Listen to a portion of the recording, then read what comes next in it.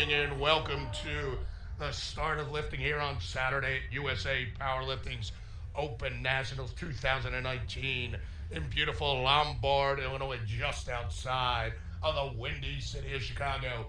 Hi, I'm Elliot Feldman and I'm joined by Joe Marksteiner. How are you doing, Joe? Doing fine this morning. Great competition coming today. We've got the 84 kilogram weight class and the 84 plus kilogram weight class.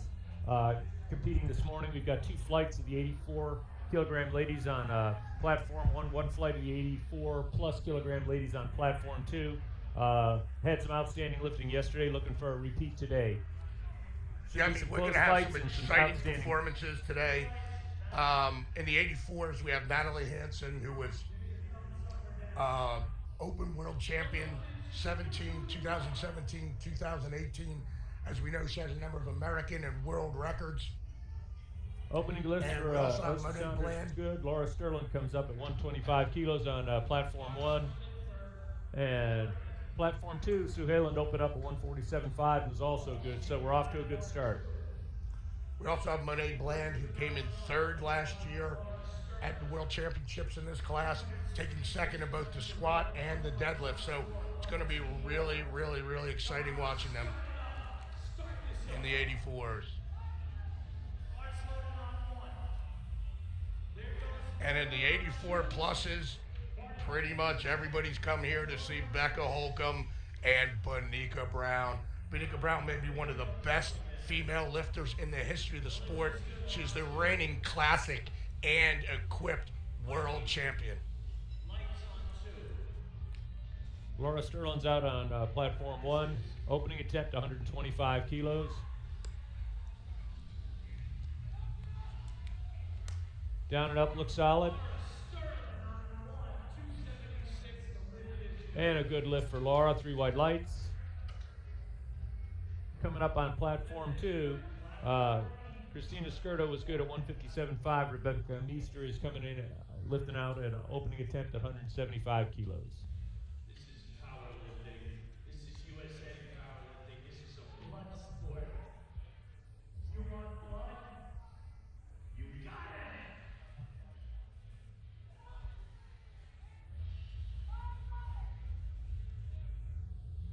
Tim, turn it down just a little bit,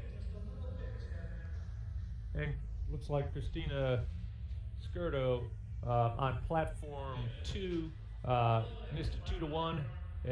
Had red lights from the chief and side referee, one for a depth and one for a yellow card. I'm not sure what that yellow card was for.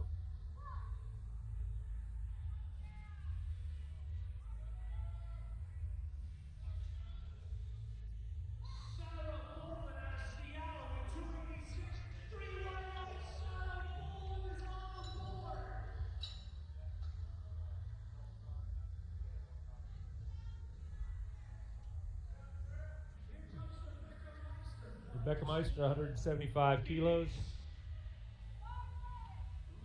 Megan Ahami's up now on platform 1, 132.5 kilo opener.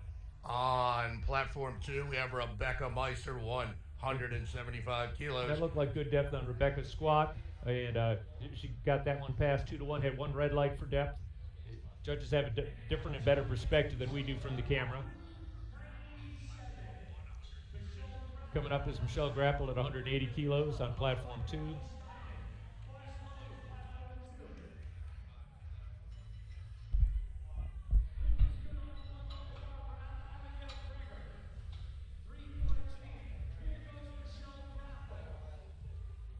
Michelle Grapple's underneath the bar at 180 kilos on platform 2.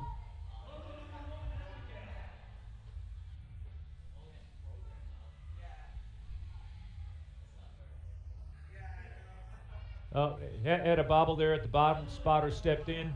Chief referee told him to rack the bar, so Michelle Grapple coming back on that one. What was the problem with that, Joe? Was it looked like she hit depth and it bobbled a little bit on the way up. Didn't look like she was collapsing under the weight, so maybe it may have been a control issue. You know, if you get wrapped too early, sometimes you lose a little feeling in your feet and balance is difficult.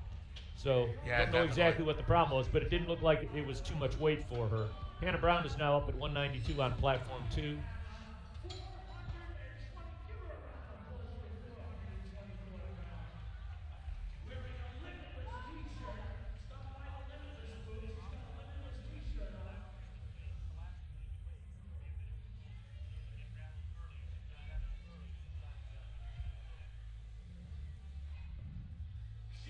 And Hannah's out underneath the weight. Got the squat signal. Nice depth on that one to look like from here.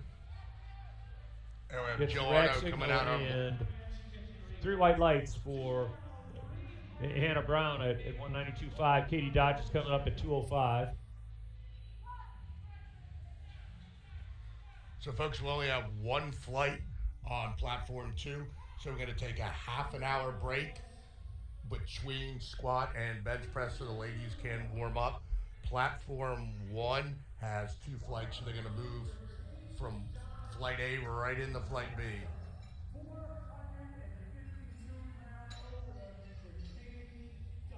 And for those of you guys watching on the live stream on platform 2, Katie Dodge is backing out from underneath the bar. You can see the chief referee has her hand up. Also, you might be able to catch on the sides. The side referees have their hands up. Side referees will keep their hands up till the lifter's in the correct position to start the lift. And Katie just got the squat command. She's going down, hit depth, and come on up. We'll see what the referees say. And 3 white lights for Katie Dodge at 205. Andrea Page is coming up at 227.5. I love Katie Dodge. She just is always, you know, she's got a very placid exterior, but she's a very happy person and ready to fight it out. Just a good person to be around. Right? There are some really happy people on the platform, and some people bring a battle face to the platform. And we see that whole range of. You do too. I'm a battle face on the platform. Kathy, your wife Kathy is more of a. She likes to smile and curtsy. You're more of that, you know, that military battle face. I'm a little old guy. I got to concentrate. You got to concentrate. Right. Sometimes lifting, while it's competitive, is not that much fun. So Andrea Page is up now, opening with over 500 pounds in the squat, folks. And should be followed by Camilla Todd at the same weight. Unbelievable. We saw Camilla competing at the Arnold also. We're moving really fast. Yes. In fact, that might be an issue for some of these folks, you know, especially in gear. You know, getting it on, getting it off, getting it warmed up. And the rest required between lifts. And we got a good lift for Andrea Page there, 227.5. Weight staying the same for Camilla. When the flights are short and it's moving fast, especially the heavyweights, men and women, sometimes there's not quite enough rest between the attempts. So you got to make sure you choose your attempts wisely based on the pace of the meet and how it's moving. And certainly our spotter and loaders and all the electronics that we have helping us run competitions better have speeded up the pace of contests. Yeah. And on platform 1, it just looked like when Cameron was out there before, it just looked like she was just a little bit high on there on both sides. So, but she'll come back get it. She's definitely strong enough for that. Marissa Lutz is up now, 195 kilos, and Camilla Todd is up with 501 and a half. Yep. That is 501 pounds. That was an easy shot on platform number 1. Viviana Flores is up right now. 257 and a half. Wow. Good Lord, Joe. 257 and a half. And that's just the start of the really heavy attempts here. We're going 257 and a half, then 270, then 290. Huge jumps between those elite lifters at the top end of this weight class. I mean, you're looking at, on this 84-plus platform, platform 2, you're looking at Viviana Flores, who's more than likely going to represent the U.S. at Junior Worlds. And we've got Becca Holcomb and Benika Brown, both of whom have represented the U.S. at Open Worlds. And so these 3 women truly are world-class lifters. And when I say world-class, it's because the U.S. is the best lifting nation in the world in the ITF right now. And we're looking for some fireworks really at the end of this contest, because while Benika has a higher forecast total, Rebecca Holcomb has that giant deadlift at the end, and that always puts you in a catbird seat. You know, depending on what the people ahead of you do, if you've got a big deadlift, there's many times you've seen somebody pull for the win. Well, and if Becca's able to go 6 for 6 leading into the deadlift, she can put a lot of pressure on Benika. Yeah. If Benika's only got 2 benches and 2 squats on the board. And Viviana Flores got 2 reds on her last lift. The side referees red lighted her for depth Yeah, and she was. I mean, Viviana's depth was she's got to go a little bit deeper. Yeah. It was demonstratively high, not horribly high, but it doesn't matter. It was still Yep. demonstrably high. And as I tell referees all the time when we counsel them, I know you do too, Joe. There's no such thing as a marginal call or close or kind of. It's either a good lift Right. or a bad lift. Yeah. In this case, she was high, but she'll come back and get it. Becky Holcomb's up now 270 kilos. And Viviana just put in her second attempt, and she just bumped it up 2.5 kilos from the 257.5. Yeah, so, in equipped lifting, she probably needs a little bit, more weight to get down. I wouldn't have even objected to going 262.5 on there, Right. Joe. The weight moved very, very easily, so it wasn't weight that was the issue. It's just getting a little bit deeper. No. Sometimes that extra weight helps you All right, there. Talia Ramirez is up now 225 kilos. Becky moved that very, very easily. And she got 3 white lights. So now we're looking for a Benika Brown and 297.5. And on the other platform, Talia Ramirez just smoked 496 opener. I just smoked it. So we got a good looking day here. 297.5. It's close to Gino's favorite number, but not quite there. Very close. Oh, she'll get a blow right past Yeah. Gino's favorite. That 302.5 is going to be long past. Yeah, that's the magic number for Gino. His famous 666 spiel. And it looks like Benika is just going to blow right past that, as Elliot said.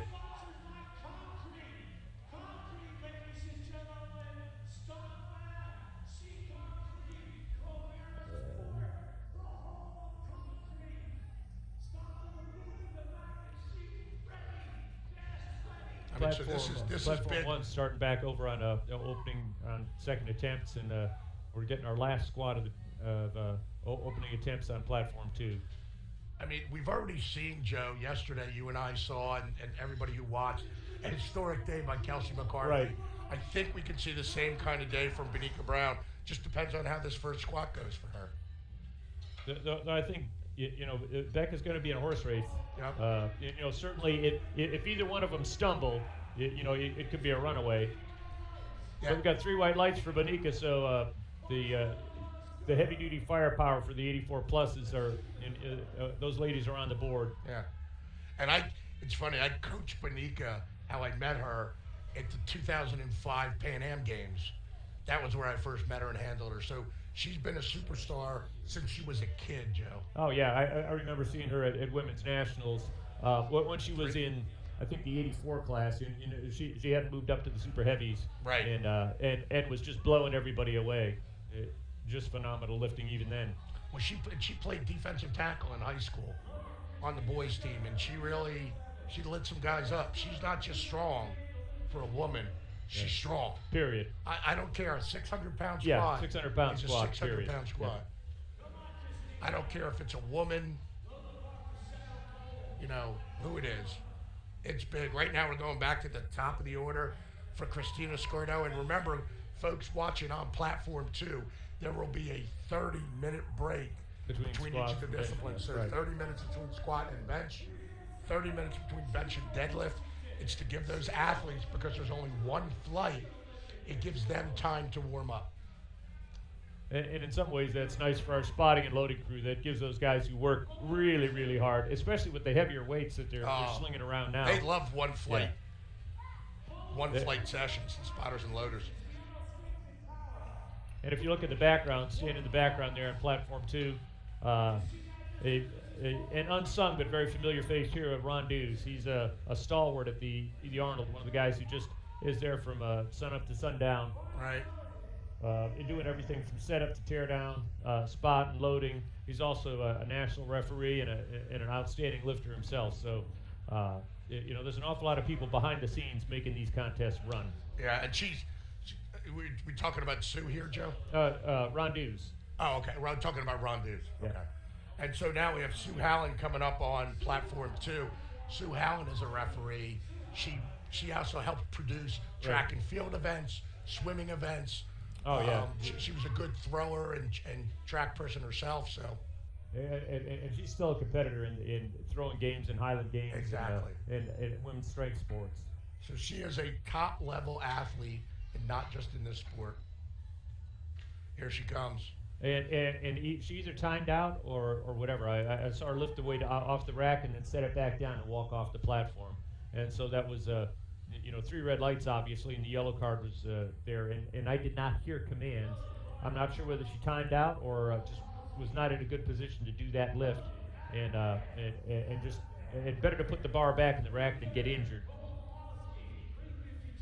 So the same weight for Laura Kowalkowski at 160 kilos. She's So back Abigail out. Krieger's up now on platform 1.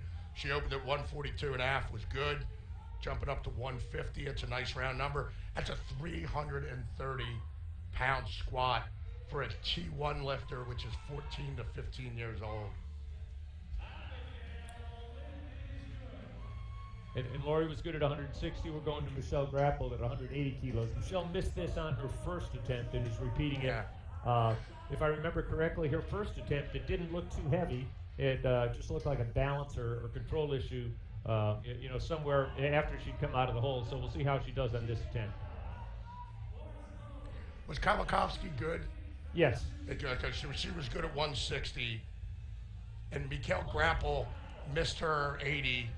She had a bobble at the top. Was that what she did? It looked like about halfway up. It just like there was a bobble and the spotter loader stepped in, but it didn't look like it was a strength or a depth issue.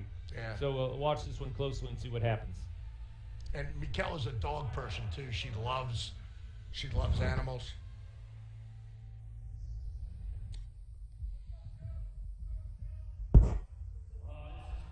All right, Joe Arno's up on 170 That one kilos. looked pretty well controlled. Had a nice controlled descent, little dip at the bottom, and looks like she got 3 reds on depth on that one. And again, the weight didn't look like it was too heavy. Looks like she needs to go a little deeper to satisfy the referees. Okay, following her on at 182.5 is Rebecca Meester. So not a big weight change, but the spotter loader's got to change the height of the racks. And certainly powerlifting's progressed a long way since we started. The lever action racks have just changed how fast this. Better than the old hydraulic jacks. Yeah, the old hydraulic jacks or the old modified automobile jacks that used to be used. The stability and safety of the racks are so much better now than. And it would start leaking oil sometimes from the adjustment bowl and everything. So anyway, Jill Arno, this is her first meet, Joe, as an M3. So happy old birthday to Jill Arno, M3. Nice strong lift for Rebecca Meester, and that was a nice deep squat, or look deep from our perspective. 2 whites, 1 red, so that lift was passed by the referees. Now we got Hannah Brown at 205 on platform 2. Yep.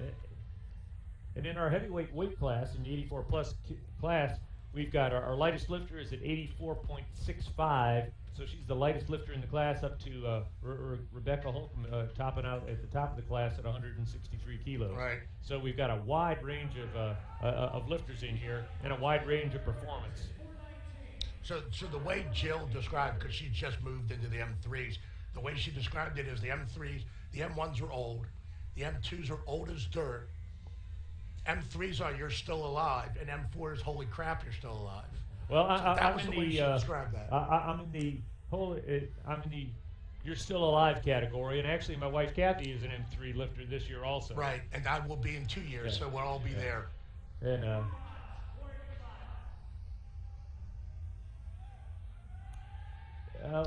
missed there on platform 1. Spotters and loaders did a great job catching that, and well, they made it look easy. That weight was well over 400 pounds that they were catching, and did a great job keeping the lifter safe and also keeping the meet moving on schedule. Now the danger here right now is for Kaylee Jones. Marissa Lutz is coming up on platform 1, but right after her is Kaylee Jones. Kaylee Jones, the 2017 sub-junior world champion. She missed her 220 opener. She wants to be there. Lifting as a junior lifter, so at World Championships, but she's got to get She's got to get this 220 in here. Right now, Marissa Lutz is up at 215. Okay, Katie Dodge just had 220 on the bar. And Katie Dodge is good at 220.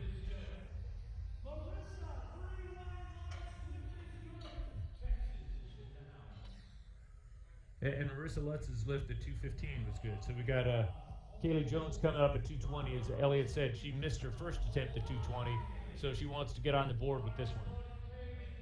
Yeah, and she's got bigger fish to fry. This is for her to get through to win the world championship. Right. This is not for her to try to just do well in this meet. Yeah, and while this is the pinnacle meet for us in the United States, it's really a stepping stone to the world competitions for these lifters. And so, you know, many of these lifters are trying to have a good performance here and set them up for a great performance at the coming Worlds later in the year. Yeah, Kaylee Jones, she's coached by Tim Anderson at Midland University. They have some just amazing lifters. Tim has a good job of recruiting his athletes. Okay. And Kaylee looked like she had a dip a little bit in the middle, but didn't satisfy the referees on depth. She had 3 red lights, and at least 2 of those red lights were for depth.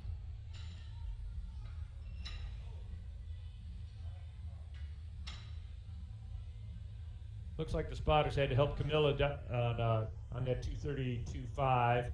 And so we're going to raise the bar to 250 for Andrea Page coming up.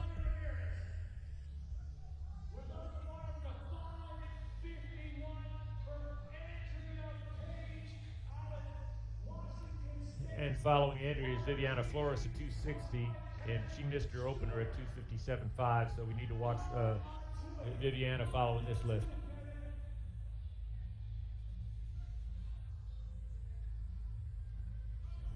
Talia Ramirez on platform 1 to 237.5. A little over 500 pounds on the bar there.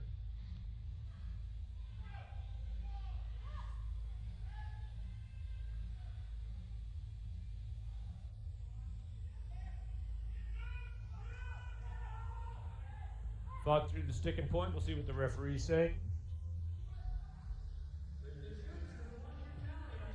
And 2-1, good lift for Talia. Starting over at the beginning of the flight with Alyssa Saunders at 130 kilos on platform 1. Andrea Page is taking 250 for a ride.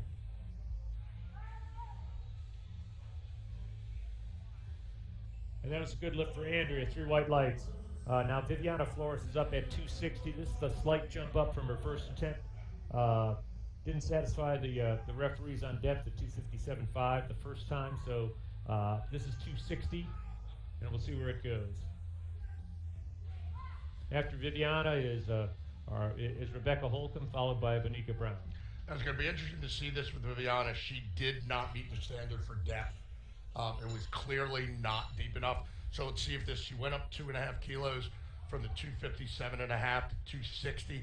That adds 6 pounds on her back, and hopefully that extra little bit can get her down, Joe.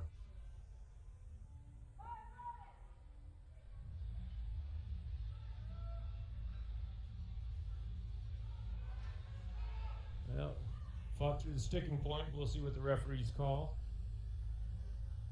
And she got two whites, so that was a past lift, and so she is now in the contest and set up, as Elliot was talking about, for going to the Junior Worlds. You have to get at least 1 squat, at least 1 bench, and at least 1 deadlift to move on. So she's made the first step now. Rebecca Holcomb's up at 290, and following her will be Bonica Brown at 317.5.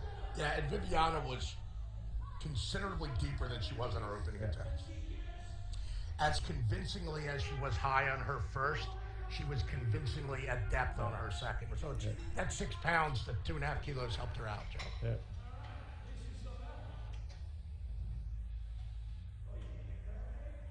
Man, those are some big numbers, even on platform 1. I mean, it's A flight, but they're hitting some big numbers. You're going to have 2 squatters over 500 pounds in that flight A. Typically, Flight A are lower nominated lifters than in Flight B. Right. Yeah, I think almost everybody in Flight B, they're the open lifters, and with a little bit of crossover. So the age group lifters are typically in Flight A, and then the open nominated lifters are in Flight B. Flight B, yeah. Unless you have somebody who's top flight in both. And Rebecca got 3 white lights, so she's well on her way to having a great contest. Going to be loading up the bar to 317.5. And on platform 2, it's a University of Pittsburgh team, Pitt, that is doing all this. Lee Macarone is the head.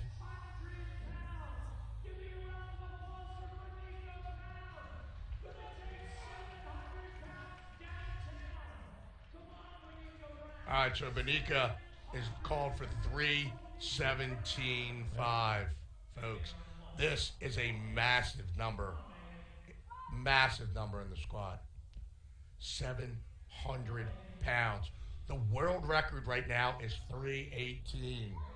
She's a half kilo under. She set this world record in Homestead, Sweden last year. And it looks like that's going to disappear later this year, next time she lifts, for the world record. This will be, if this is easy, and I think it's going to be.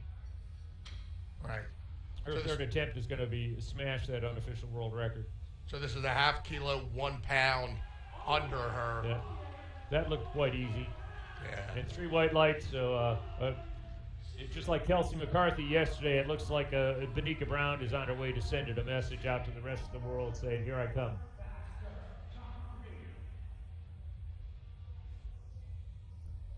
And we're back to the beginning of the flight with Sue Halen, longtime lifter, master lifter this year. She lifted in Mongolia. One of the perks of powerlifting is getting to travel for international competition, and we travel to some places that are in different parts of the world than you would expect, and so there's some sightseeing opportunities and some cultural opportunities that might not present themselves in some of the other sports that are going to some more of the mainstream cities. So this is a lot of fun. Yeah, I've never had a problem with any place we've gone. India was a little, because of the heat and some of the other stuff. Yeah, sometimes it's a little sporting. But pretty much every other place we've been, I think, Joe, you'll agree, there's something interesting about it. Oh, yeah, and exposure to the other cultures. I mean, even if it's, a little hot and a little difficult to get there, you got to realize that when you go to India, 25% of the people in the world live that way. Yeah, no kidding. And sometimes it's an eye-opener for us in the United States to see what the rest of the world lives like. We're used to having hot and cold running water and electricity and everything else, and other parts of the world are not quite so lucky sometimes. No, it's very different. It's very different. You travel and you learn the differences. You have to ask for water. Actually, they ask you if you want water. They don't just bring it to you. There's no ice in anything. But you just get used to it. Yep. No heating in the hallways in the hotels, which again, in the middle of the winter, if you're not used to it, you're not used to it. But it makes perfect sense, though. When we were just in Columbus, Joe, for the Arnold, the Spring Hill Suites was about 82 degrees in the hallway.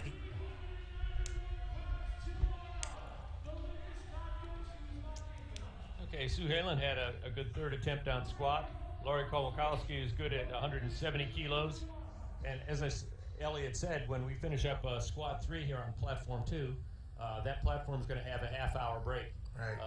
Those lifters get a chance to get warmed up for bench, and spotters and loaders will get a well-earned break. Yep, and definitely. We got Christina Skirdo coming up. Kowalkowski was good at 170, Joe, I think, correct? That's correct. We got Christina Skirdo at 172.5, and then following her will be Michelle Grapple at 205 at 180. And Michelle needs to get this one in. She's been able to come up with the weight both times. Just needs to satisfy the referees on depth. Yeah, Mikel started out as a raw lifter, and has moved in the last 2 years towards being in gear. So I really want to see her get this right now. Christina Skirdo's up at 172.5 on platform 2. Platform 1. Wow, that was fast. That was a fast squat for Christina. And 3 white lights on that, so they'll be loading the bar to 180 for Michelle, and we'll see where that goes. And certainly if Michelle is new to gear, it's an awful lot of skill and technique goes to learning gear. so different from raw competition.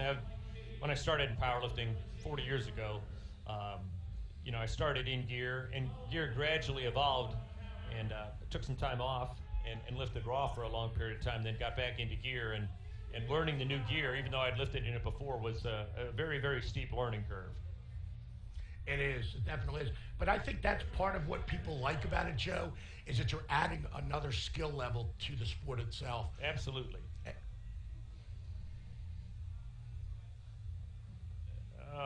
And Michelle had a bobble there, so spotter stepped in, kept her safe. But that was obviously a no lift for Michelle, and I hope she continues and has a better day on bench press and deadlift.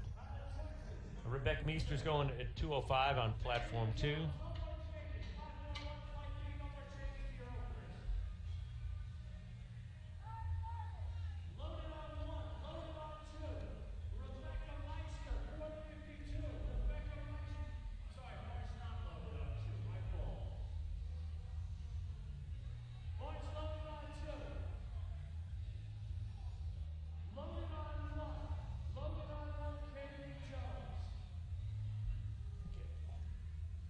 Got the bar loaded on both platforms. Kaylee Jones on platform 1 is the bar's loaded for 220 kilos, and she needs this attempt to stay in the contest. So this is an important attempt for her on platform 1. So if you're watching at home, send some good vibes her way. She's been able to come up with the weight, I think, on her previous 2 attempts. Just needs to satisfy the judges on depth.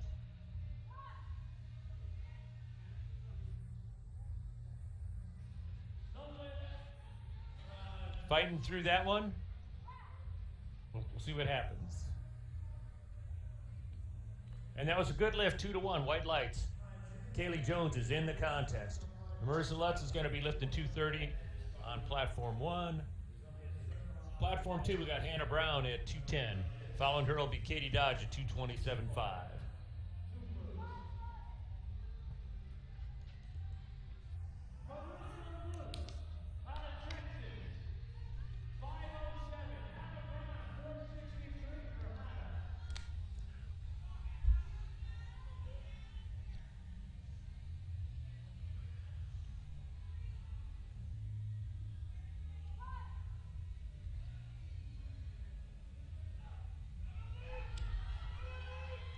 Good fight on platform 1.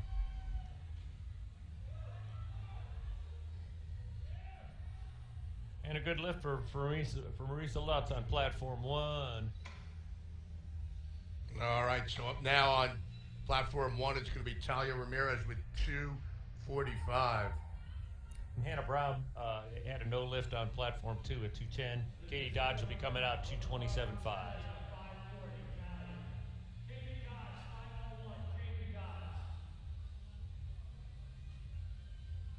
245 kilos is big.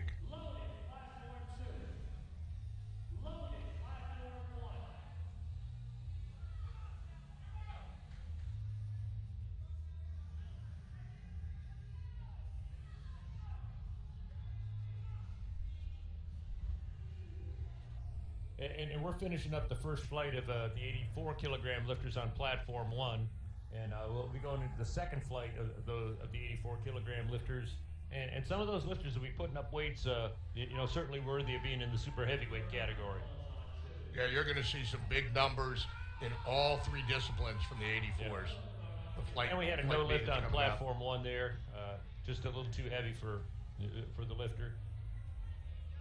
Had no lift on platform 2. Katie Dodge missed 227.5, and now we're going to 232.5 for Camilla Todd. She'll be followed by Andrea Page.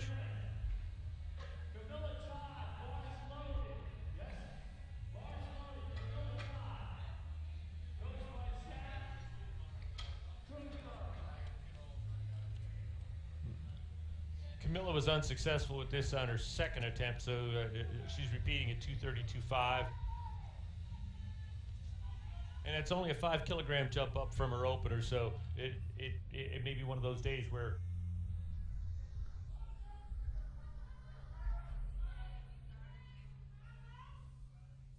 okay, Camilla's backing out. We'll see how she does. This is a tough Tough lift on her second. Fighting through the sticking point, that one looked pretty good from here. Helped back into the rack by the spotter loaders. And 3 white lights for Camilla Todd. And one of the things you might notice too is that, when she got to the top of her squat, when told to replace the bar, she was close enough to the racks that pretty much all she needed to do was lean in and set the bar on the pin. So, experienced lifters conserve a lot of energy.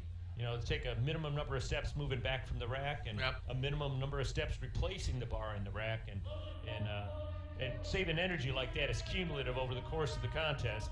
You save a little energy on squat, you got a little more for bench press and a little more for deadlift.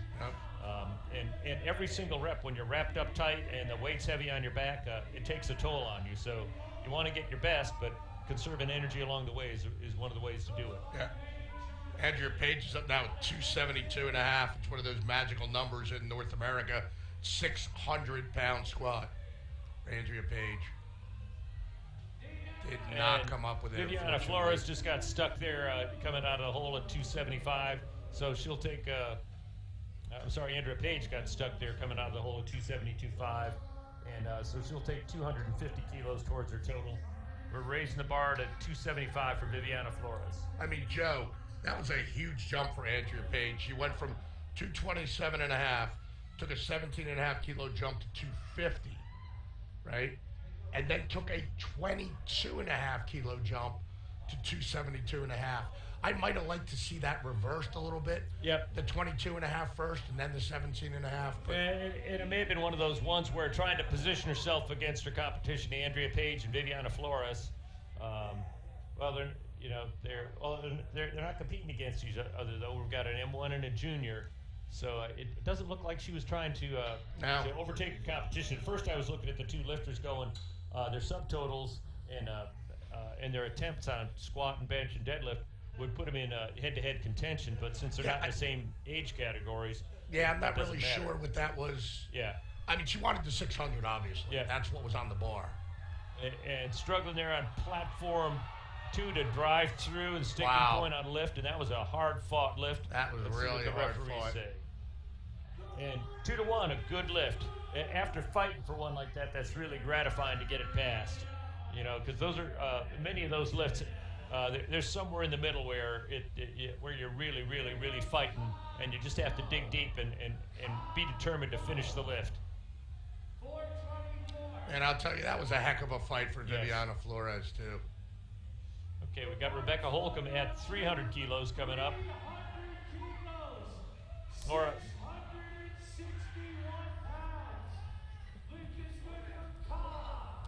300 kilos coming up here for Becky. And again, going back to what I was talking about, she went 270 opener, smashed it, went up 20 kilos, 44 pounds to 290, and is now going a more modest 10 kilo jump, 22 pounds. So she'll be at 661 right here, 300 kilos. Yeah.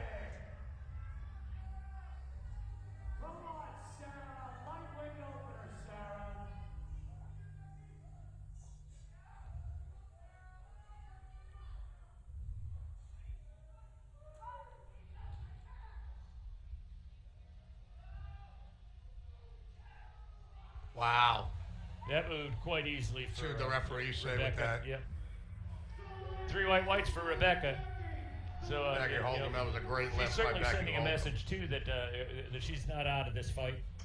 She's a little bit behind on squat, a little bit behind Benika on bench, but depending on how third attempts pan out, she's got that big deadlift at the end. And a big deadlift, as I said, an awful lot of people have been able to pull out a victory, especially when the adrenaline's running. So this is shaping up to be a little bit interesting. It's certainly not a runaway yet. This is an unofficial world record. So this 325 that Benika's calling for here, her existing world record is 318.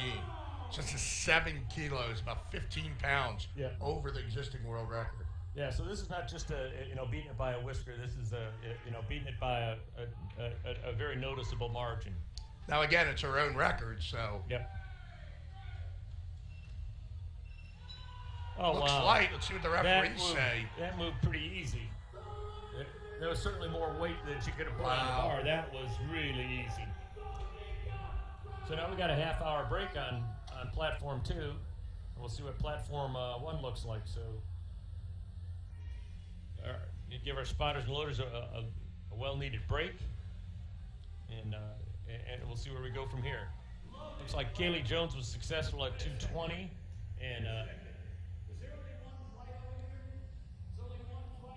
And Jenna Briannon would be. All right, so Sarah Davis was good at 217 and a half.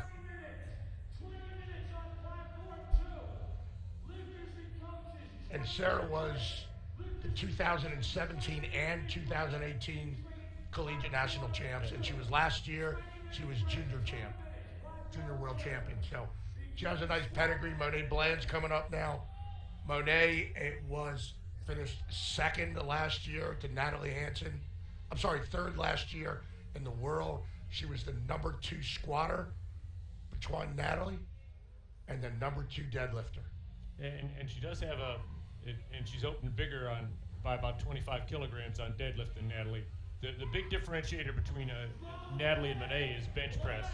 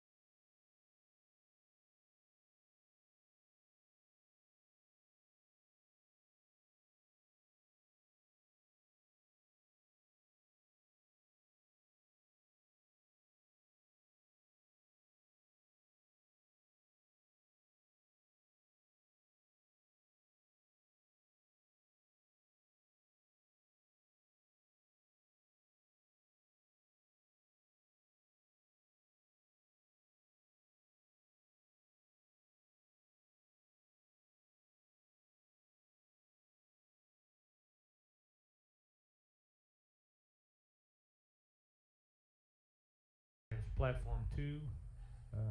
Sitting down on the end of the bench, getting ready to move under the bar.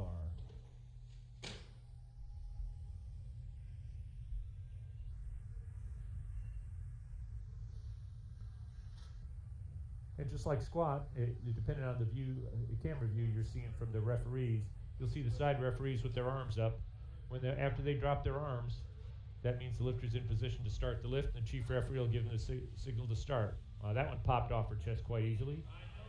Looked like the top end had some stability issues, and they had to ask the spotter loaders to rack the bar. So plenty of speed off the chest, but just not enough stability at the top. Lori will be back on that. Yeah, she just put in her second attempt at 80 kilos. We're going to 82.5 for Christina Skirto. She'll be followed by Sue Helen at 100 kilos.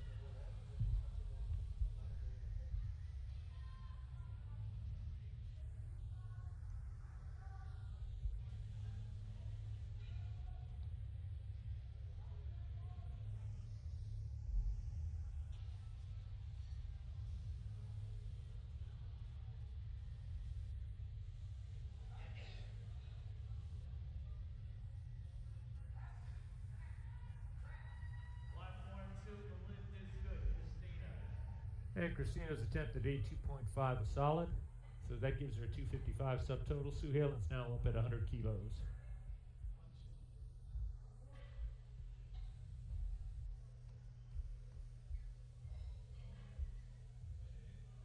And it looks like we got about 5 minutes before we get started on platform 1 again, so we'll just be watching platform 2 and talking about those guys as they lift for the next 5 minutes or so.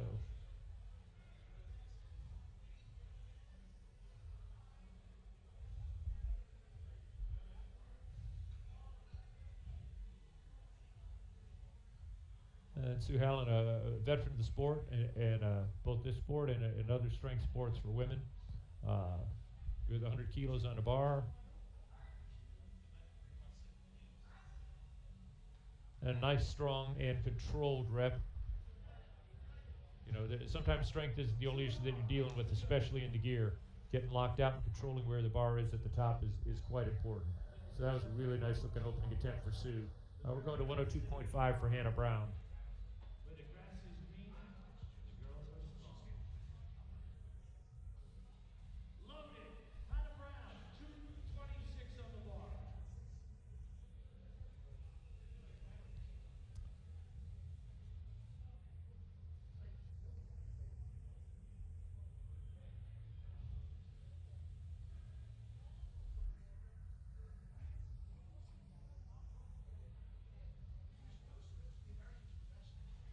Hannah sets up with a nice high arch.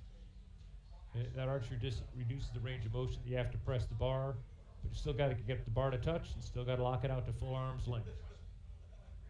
Nice solid lockout, nice control at the top. 3 white lights for Hannah. We're going to 115 kilos for Rebecca Meester.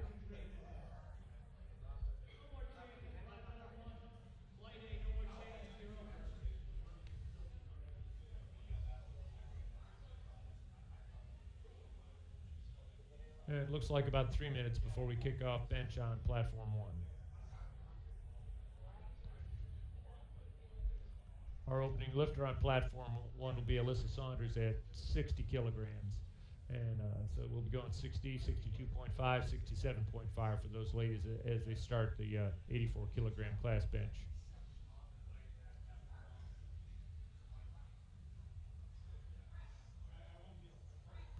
Nice solid opener again for Rebecca Meister. Same weight for Katie Dodge, 115 kilos.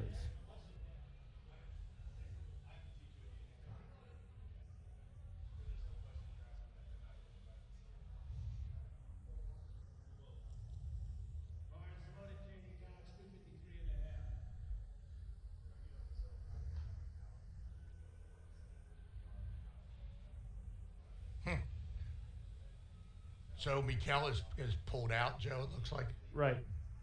All right. There may be something going on because that's not Paulie Simon, who's our coach, and I know Mikkel fairly well. That's not something she would do. She wouldn't have come all this way and trained. So there must be something going on that's affecting her from benching and deadlifting. Because guys, even if you don't get a squat in, you can Yes. still work on your Right. bench and work on your deadlift. Yeah, Never just back out. And every attempt you take on a real competition platform is good training for further competition, because the competition platform is different than the gym. It's a different environment. My first meet was in '83, I think. I didn't feel it first really clicked in like 2005. That's how long it took till that switch, till I felt like I was dominant out there. Right. And not like I wasn't having good performances. I mean, I was hitting, heavy weights.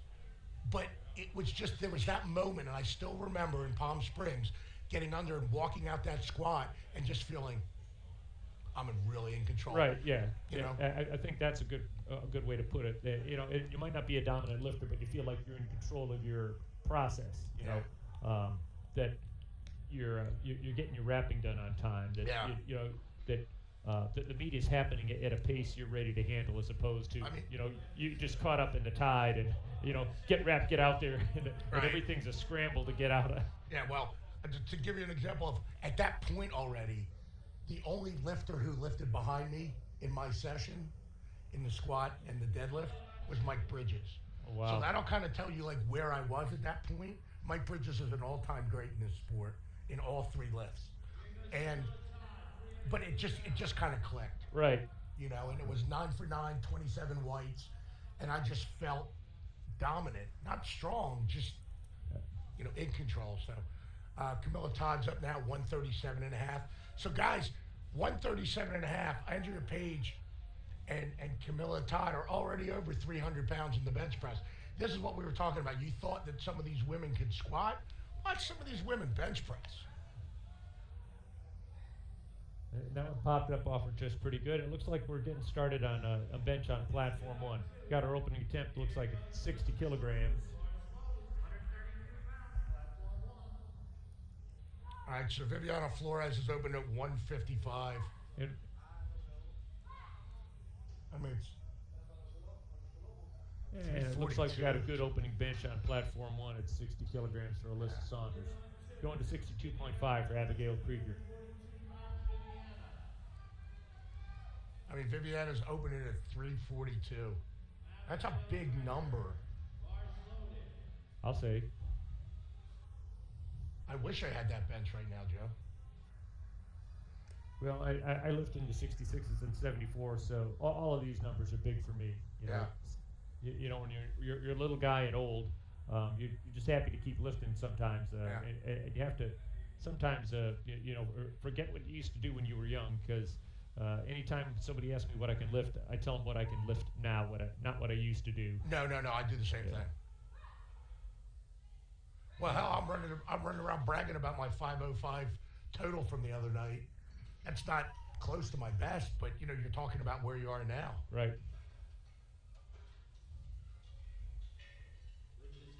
All right, Becky Holcomb's up now at 175.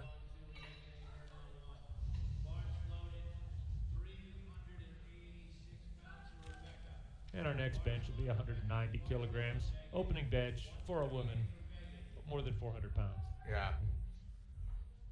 These are big numbers they're pushing right here. I used to think it was a big deal when I got into the gym and I could put, a 45 pound plate on each side of the bar and bench it. Yeah. Oh, I still remember hitting 135, a solid 135 for the first time. Yeah. And we got a good opener on platform 1 for Megan Ahern, and going to 90 kilograms for Sarah Boland. Platform 2, Becky Holcomb's underneath the bar at 175 kilograms. A touch and drive it out to arm's length. That looked really solid and strong. 3 white lights for Becky. Now we're going to 190 for Benika.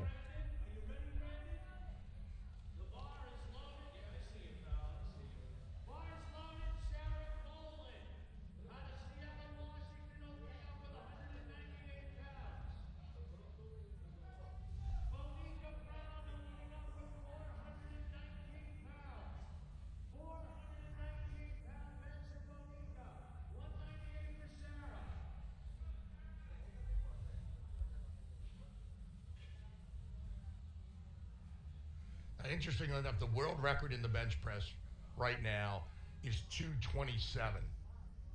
So 501 is the record. So we'll see. Well, it'd be interesting to see what's going on here. Right. Well, certainly Bonica, the way her squats went, nothing looked difficult. So I would not be surprised. I was training with her the other night, and that was easy. And she was moving weight. I mean, it was warm-up stuff, but it was moving really well for her. And so we're back up to the beginning of the flight for bench 2 for the 84 kilogram plus on platform 2. Lori Kolakowski is repeating at 80 kilograms. And she popped the weight off her chest very quickly on her first rep. It looked like she just had some control problems at the top. And sometimes that's just, you get psyched up and the shirt's really helping, and you get to the top and you just weren't ready for the weight to be there. And it's not stable. And chief referee calls rack just to be safe.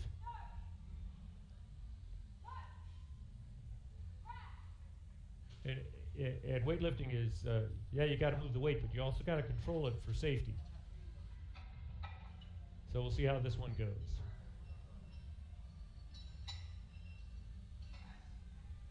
So, we're watching Benika's show, but it looks like she got caught. She just did not look stable for most of that rep. The bar floated around before she got the start signal, and then about halfway up, it looked like it bobbled, and she's just not staying in the groove necessary to make that shirt do the right amount of work. And she'll repeat that 80 kilograms on her third attempt. Joe, what happened on Kawakowski's second bench? What did you see? After the handoff, the bar floated up towards her eyes and then back over her chest. Yeah. I'm just not sure whether she got the handoff in the right position or whether the shirt's just not set up right. That left arm looked like it dragged. It looked like control, and then the weight came off her chest fairly easily, and then it looked like the left arm just wasn't driving through to the lockout point. And, and the spotter loaders had to take it. On her first rep, she got it. It looked like to arm's length, but not stable up there at the top. And on both of them, it looks more like a control issue than a strength issue. Gotcha. But certainly controlling the shirt is one of the skill sets that makes equipped lifting very difficult. In bench press, more so I think than any of the others. Right. On squat, you need to be able to master the gear to get deep enough. But on bench, you got to control the bar all the way through the lift to make sure you stay in that optimum position, because the bar can fall off the bubble, as they say, and if it falls off towards the top, it's going toward your head, and if it falls off the bottom, going towards your belly button. Right. For those of you what Joe said about off the bubble, if you picture the way a bench shirt works, it would be as if you had a Bosu ball, that half a ball that people use, sitting on your chest, and that's what your bench shirt is like. So if you come down right through the middle of that bubble, it's smooth and the bar will go back up. If you're below, like the curve of that bubble, or above the curve of that bubble, it's either going to go towards your face or it's going to go towards your feet. Right. So that's what Joe, imagine you actually have to pull the bench press down through that Bosu, the center of that Bosu ball to get it down. And the way the bench shirts work, when you're at top end, if you just relax and try to let the bar settle to your chest, it won't get there. You literally need to pull the bar to your chest to make it touch.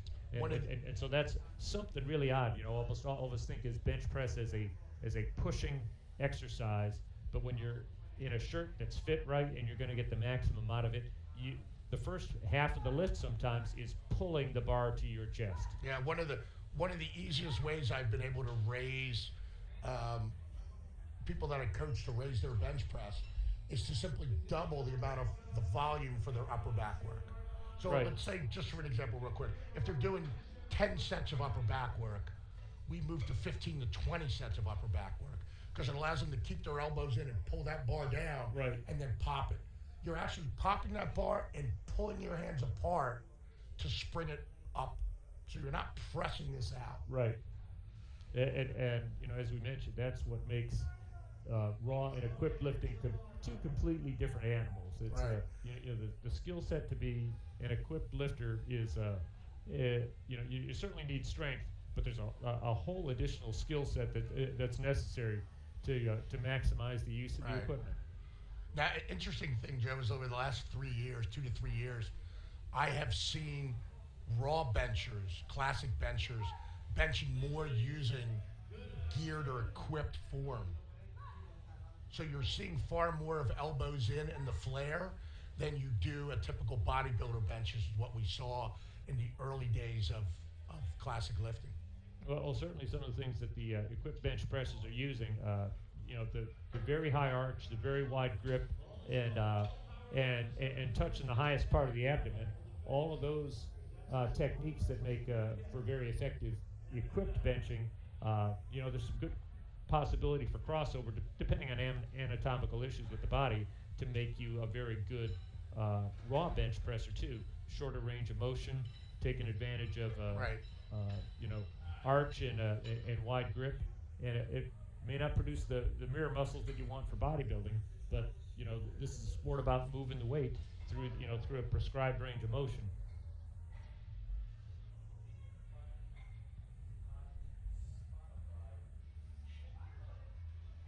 Okay, we're halfway through second attempts on platform 2. Katie Dodge just missed 122.5. We got Andrea Page at 145 and Camilla Todd at 145. Both of those ladies were successful on their first attempt benches, and they had the same first attempt bench at 137.5, and both of them are attempting 145 for their second attempt bench. And they're not competing head to head.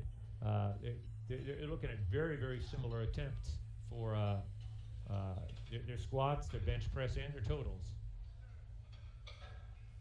And in some ways, it's kind of like having a running buddy for the marathon. You might not be competing with that person, but traveling side by side, you motivate each other to get your best performance in the contest.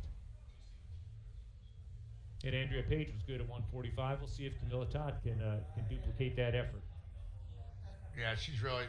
Andrea is another person I really like. She's an easy person to be around. Not high strung.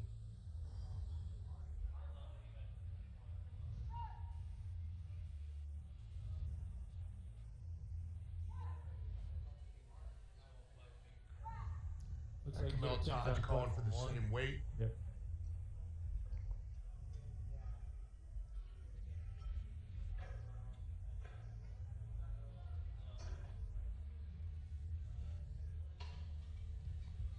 On platform 1, and I wasn't watching this real close, I see Talia Ramirez was successful on her first, and then has scratched her second and third attempts. I hope she's not injured. Yeah, and I'm not sure. I mean, here's the thing, Joe. She's forecasted in second place in the juniors. I don't think she'd be passing those if she wasn't hurt. Right. And Camilla Todd, it looked like she had a little difficulty getting that one locked out, and so she got 2 red lights on her second attempt bench in 145. We'll probably see her repeat that number. We'll see what gets turned in. Up now is Viviana Flores at 165 kilograms. Yeah, I mean, she really didn't have a chance of catching Sarah Davis. Right. But, she's still in the running for the silver. And she's still in the running to be able to make the team. So, again, I think there might be an injury there. I hope we're mistaken, but... Well, she still has a deadlift showing, so... Yeah, she may just take that, but I'm talking about passing the... Right, yeah. I'm bench. just wondering Maybe she if... tweaked the shoulder or something. You certainly don't want to see anybody get hurt, but it might be one of those things where, you get a bench in to stay in the contest and then not press your luck, literally and figuratively. Right. To make sure you don't get hurt, so that you can get the deadlift in to stay in the contest and When have I won a successful meet. the last meet that I won was the American Open Championships in 2007, Joe. I opened with 65 kilos raw. My shoulder was bad from the start of the neck stuff. And then I threw on a big shirt because I couldn't do it in my tight shirt, and just hit a comfortable, 125 or something, and then I think I passed my third. Right. Because I knew, so there may be something going on like that also. Yeah. But there's a few meets where I just took the 65 and passed on second and third. And Viviana Flores was unsuccessful at 165 kilograms. And Becky Holcomb's now up at 182.5, and again followed by Bonica at a monster 210. 182 and a half. Sarah Boland, 198. Becky Holcomb, 402. Come on, Sarah.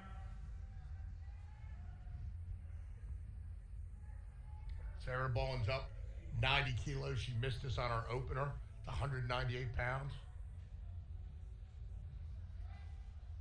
And Becky Holcomb's 182.5 was solid. Moved up really easily.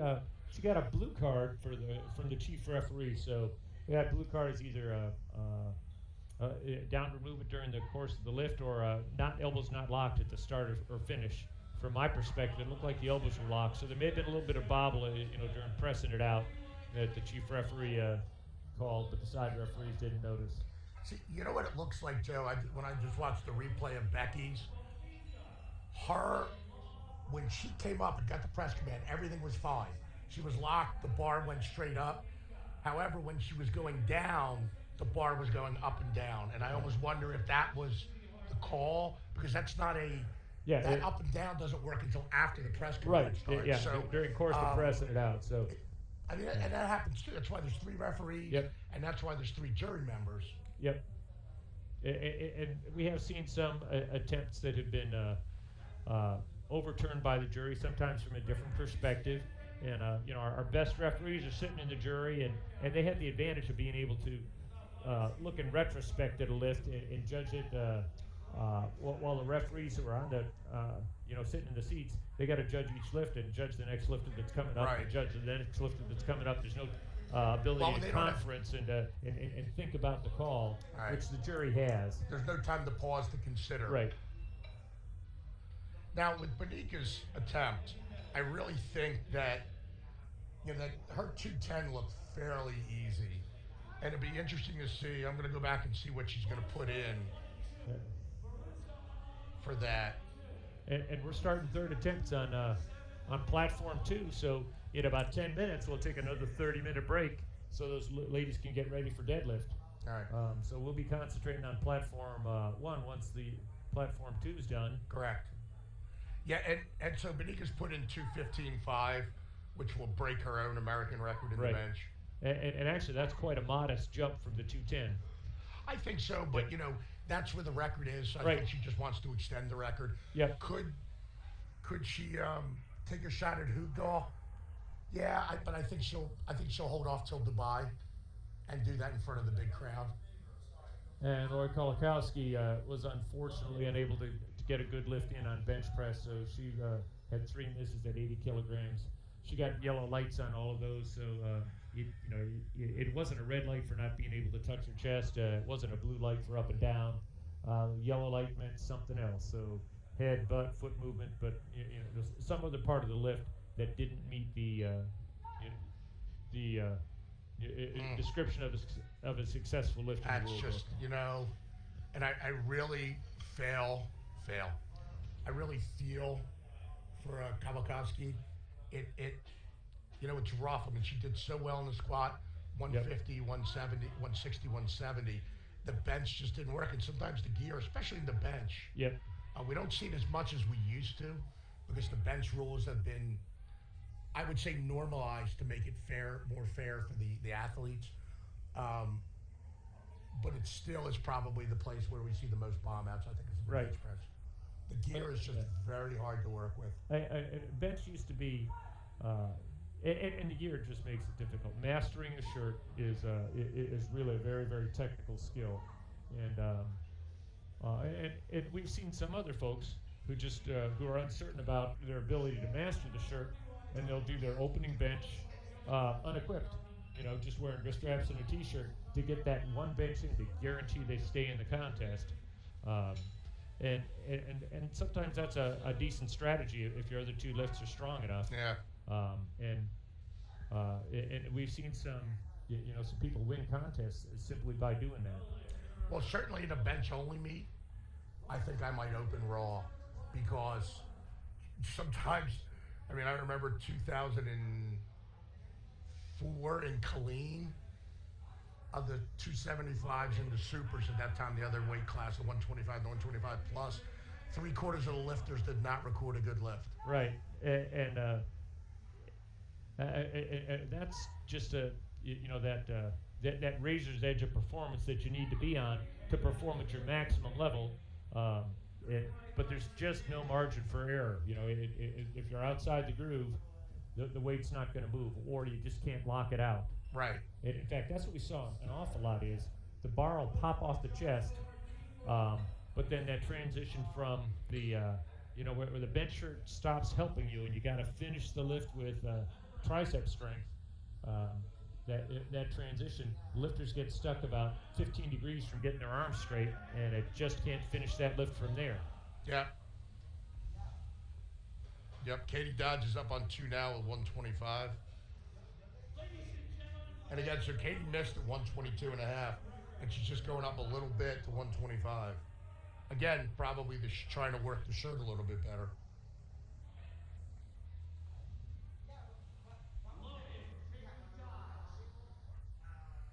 So let's see if this is a little bit better for Katie.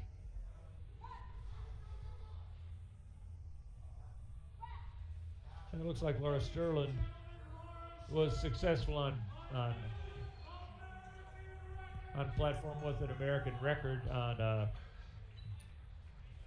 for the women's M2 84 kilogram class. She was successful at 131 kilograms, and she's a long-time lifter and a very experienced lifter, and mastery of the shirt certainly showed on that lift. So it looks like what Katie did is she missed that second, put in 2.5 kilos to raise it, just to leave time for everybody else, because it looks like she's going to time out on this lift. Okay, and Elliot called that one 100% correct. Yeah. So that 125 is Pat going through, and now we'll see Rebecca Meister at 130 kilos. All the rest of our lifters on the platform 2 have gotten at least one successful bench. So we'll see see how these ladies finish out.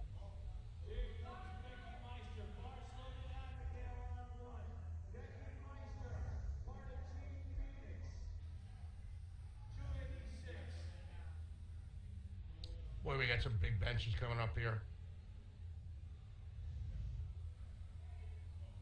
After Rebecca, the next 5 lifters are well above 300 pounds. All of them.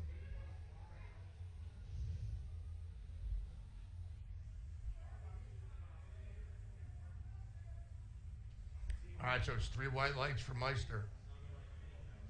Okay, Camilla Todd's now coming up at 147.5. Just 2.5 kilos more than at 145. She struggled to get that 145 locked out under control last time. All right, So Megan Ahern's up on 2. She was good at 67.5, good at 72.5. Now gone up 5 kilos, 77.5. And it's just no good for her. Sarah Boland's up now, 92.5. Interesting. Let's see if. Okay, Camilla Todd's getting the handoff at 147.5. As I said, she struggled a little bit with 145 on her previous attempt. Getting a good controlled drop. And that one moved out pretty well. And if she got all the way to arm's length, that should be a good lift. And she got 3 white lights on that. So yeah. Struggled at 145 and it had a very solid looking 147.5. And again, sometimes you're going to see this. That 2.5 kilos helps both in the squat. 5 kilos is probably better in a squat suit, right. But where you need to literally get down with it, and sometimes it helps your control. Andrea Page will be up at 150 kilos. She was successful at 145 on her previous attempt. And then we'll be looking at our last 3 lifters of the 84 kilogram plus ladies. Viviana Flores, Rebecca Holcomb, and Bonica Brown. Yeah, in the squat and bench press, equipped, more weight. If you're a really good lifter and your technique is good, more weight should make you more stable. And that's kind of where the thing is. You need to throw more weight on for that stability.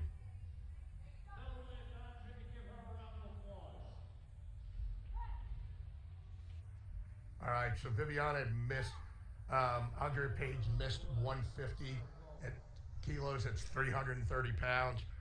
We're loading now 165 for Viviana Flores. She missed it on her second. The bar is loaded. Platform 2, Viviana Flores. 363-pound bench. Sarah Ball. Scroll back. You're jumping ahead one. This is Sarah Ball, not Shelly Ferguson. Control room. Scroll back to Sarah. You know, it's been obvious for years, Joe. I mean, obviously, the start of bodybuilding, everything, this was called physical culture back in the 30s and 40s and even into the 50s. And so it was obvious to people the benefits to the male body. You know, people who worked out just looked better or considered more masculine.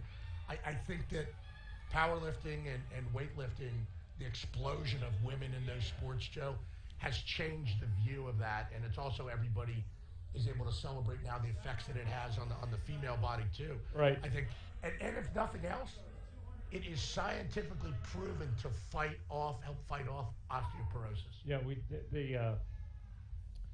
there was a DEXA scan machine that measures bone density that was both at the at Women's Nationals when it was held in Cleveland, I think in 2010, 2011, but a while ago. And then they also had that DEXA scan machine in place at Raw Nationals or Open Nationals in Spokane last year. And I remember specifically when they did the testing of female lifters in Cleveland that there was not a single female master lifter who had bone density that was lower than for average females in their 20s. Right. And there were a number of ladies who had started powerlifting at the advice of their doctors, or started resistance training, not specifically powerlifting, started resistance training at the advice of their doctors because they had osteoporosis and they were trying to fend off the effects of that osteoporosis. After a couple years of strength training, resistance training, and powerlifting, they were now off all medications and had bone density better than 20-year-old females. All right. So Benika Brown's coming up here to take 215.5, which will exceed her own American record in the bench press.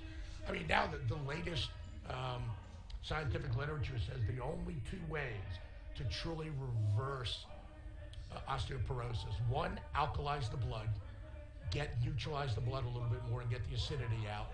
Because how do we balance out acidity, Joe, in the human body? Calcium, right? I mean, it's what Tums are made of. It's how we neutralize acid in the body. Where is calcium stored in the body, Joe? In the bones. In the bones. So basically, if we're taking calcium supplements, all we're doing is taking a bucket with multiple holes in it and pouring more water into it instead of patching the bucket. Right. The other thing they've shown that resistance training improves bone density. It's one of the reasons that, you know, if you look at swimmers, right, whose bodies are supported, their bone density is actually exceedingly low, and Right. it's a danger for them. Right, they're like astronauts who've been in space for 6 months. Correct. And you know, both Kathy and I were Master 3 lifters. Our bone densities were checked at by the DEXA scan machine at Nationals last year in Spokane.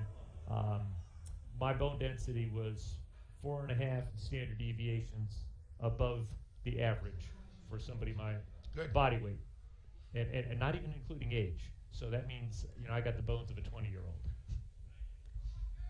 Right. And I've just been plugging away at powerlifting. I'm a fairly decent lifter, but not, you know, nothing phenomenal. But been plugging away, and the long-term benefits mean that I have nice, solid bones. I'm not going to break a hip walking up or down stairs in the next, during the remainder of my life. Based on the ease, while Joe and I were talking, you saw a very easy American record.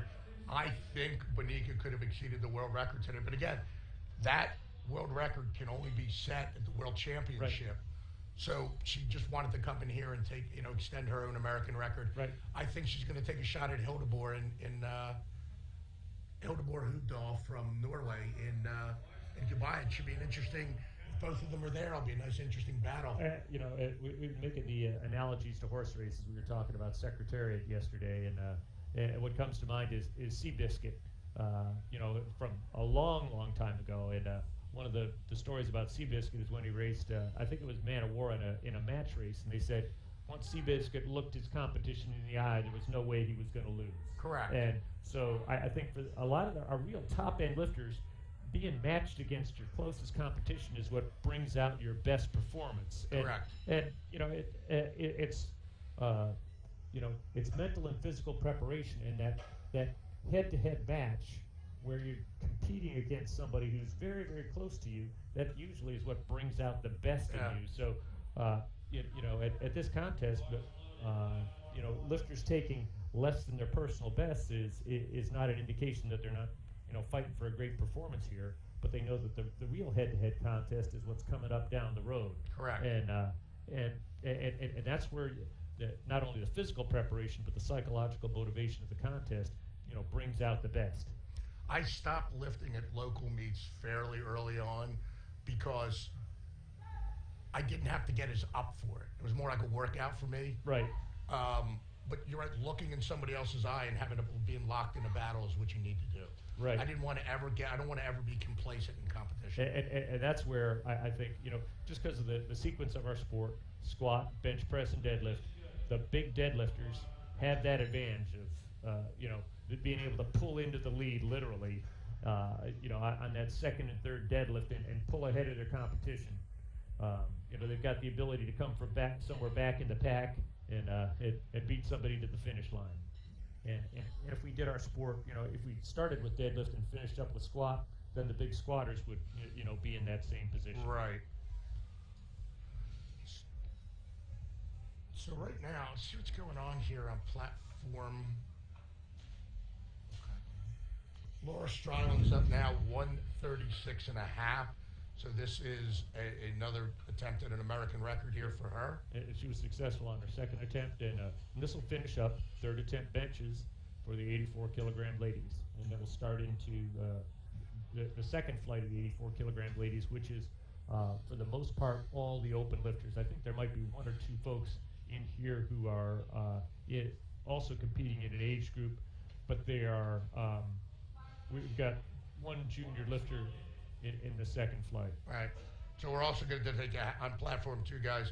We're going to take a break. It's about a half an hour break between bench and deadlift so that the women can warm up. We'll be concentrating on platform 1 until they come back.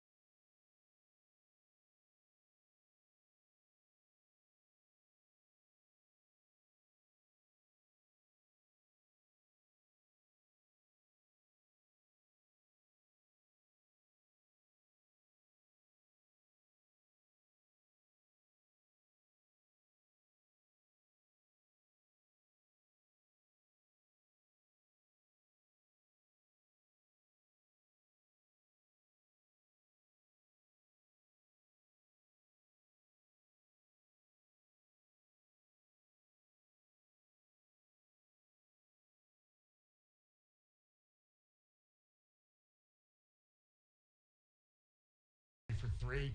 She's pacing herself. She went 112.5, up 5 kilos to 117.5, then up another 5 kilos to 122.5. So that puts her where she is. We're going to see a lot bigger jumps, folks, in her deadlift. Right. But she's just trying to go 3 for 3. Okay, we had a miss there for Kyle Lowe at Wow. 150 kilograms. It started up off her chest, but just wasn't going to finish, and the spotter loaders, took it to keep All her right, safe. now, We're going to Sarah Davis at 160 kilograms. And Sarah's coming up here now, so let's see. We had discussed that, that the 155 was a little bit slow. Was it 155, I believe? Yeah. Take a look.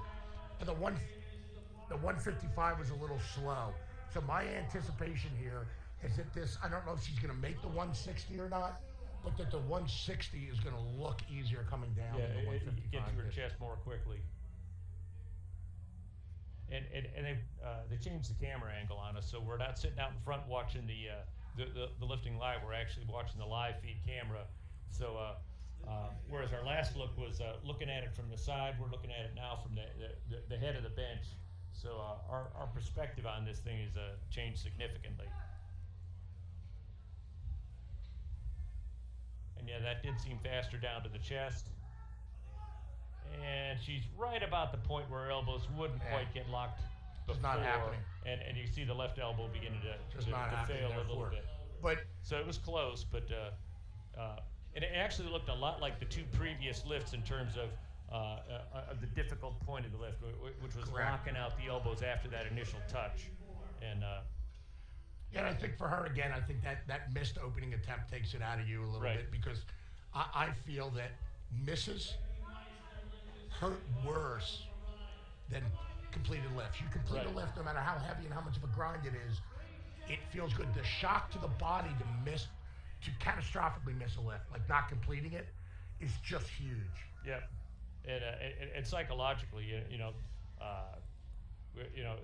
this sport is certainly about mind and body, and if your head just isn't into it, you're just not going to be able to perform at your peak. And a missed attempt there is always tough to deal with. And we're opening up with deadlifts on platform 2.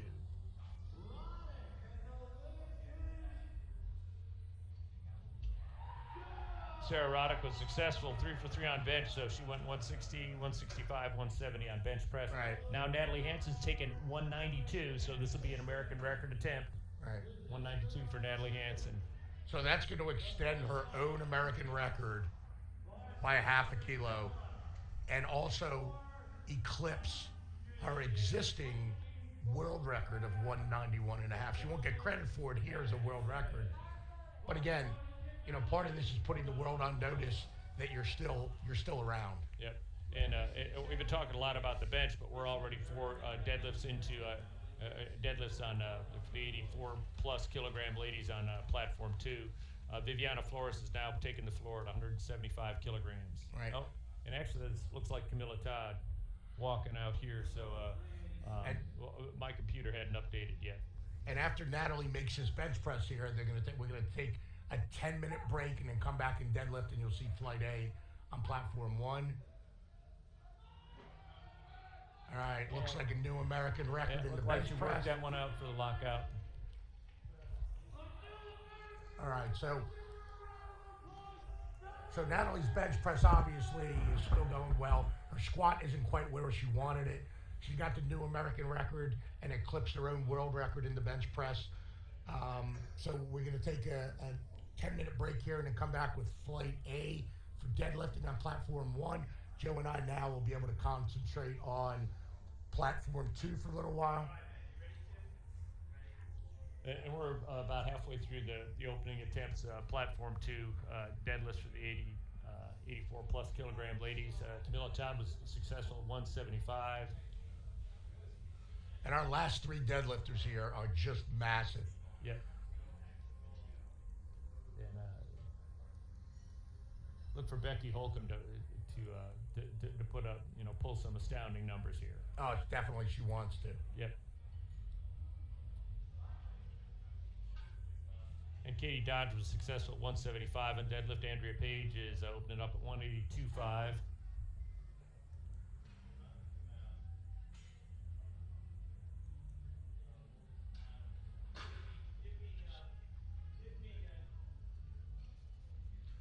know, and Becky she doesn't know if she's going to be able to go to Open Worlds or not, because Bonika's definitely going to get that slot. Right. But we also have, obviously, the wild card slot, that 8th position, but there also may be alternates you go to. Right. So she may still have her shot, but I think she'd like to see if she could at least eclipse the deadlift here, which I believe Right. is 270 or 271. She's opening at 252 and a half. And certainly, you know, while Becky may not be able to catch Bonica, the best total that she can get here improves her chances of filling that 8th team slot, you know, because that's going to be based on how many team points we think a lifter can get. You know, there's what's called a Carpino system, where they look at what a lifter totaled and compare it to what they would have, how they would have placed in previous world championships, and they choose our team alternates and rank our team alternates that way, looking at the person who can gain us the most team points. All right, so Hannah Brown was good at 200 kilos, 440 pounds. Now, look at this. Bonica Brown opening at 529, 240 kilos. 529, folks.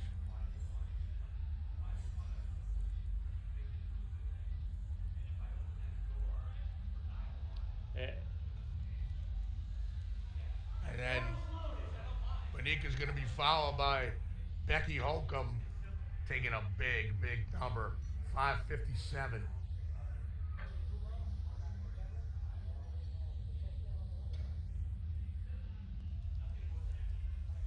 For those of you watching at home, you were seeing a heck of a show here. When you see on camera how this setup works here with the screens and the 2 platforms, it looks absolutely amazing. They have done a great job. And this is the first big national meet that's been run by the organization, I believe in the history of the organization, Joe, where there has not been an outside meet director. I mean, this is a big thing for this organization. And it's been so big. That's why the Arnold Sports Festival every March in Columbus has been so big for us, because this is where we were able to acquire the skills and the talent and the equipment to be able to do right, this. Right, yeah. In fact, the broadcast room that we're sitting in, I'm counting the monitors, and there's about 15 monitors around us as we're sitting here doing the broadcasting.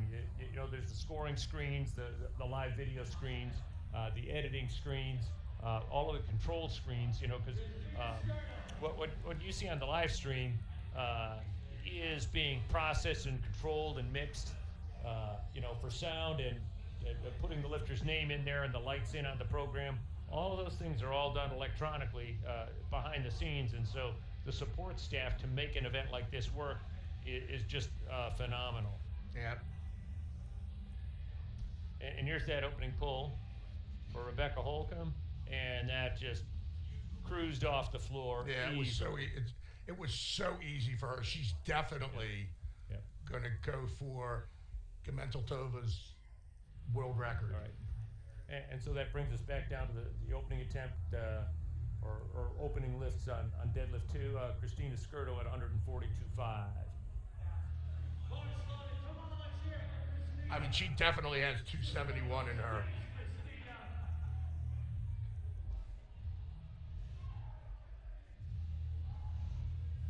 And that deadlift was set, that 270.5 was set in Stavanger, Norway in 2013. We'll be back there next year for Open Worlds.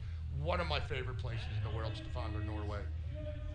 Guys, and if you think Norway's cold, you're an American out there listening, Stavanger, even as far north as they are, their weather is almost exactly the same as Philadelphia on a day-to-day basis. Not only that, it is a beach resort, and where they open the World Volleyball Tour every year. So folks, if you think Norway's cold, you think Sweden's cold, get a clue, folks. And it definitely is the land of the midnight sun if you're up there in the summertime. Oh, yeah. One of my goals, Joe, is to actually ship my motorcycle up there to Norway and then go with Dietmar Wolf, who loves to ride, and just ride the country one summer.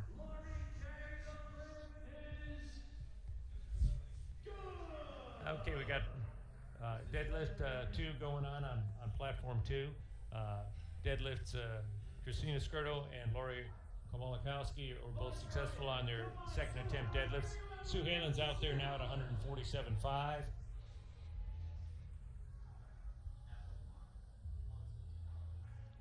I think for me, and I'm not sure why, but Scandinavian generals, so Sweden, Denmark, Norway, Finland, well, not Finland as much, but Iceland, and Scandinavian countries, it's like my favorite part of the world. I'm not sure why, but there's just something about it that is very inviting. I love the food. Yep.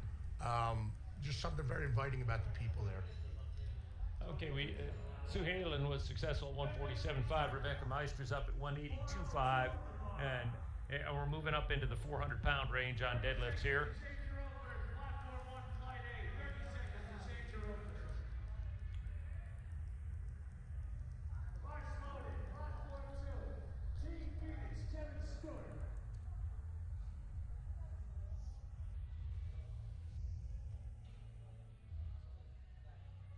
And platform 1, we got about 3 minutes before they get started on deadlift.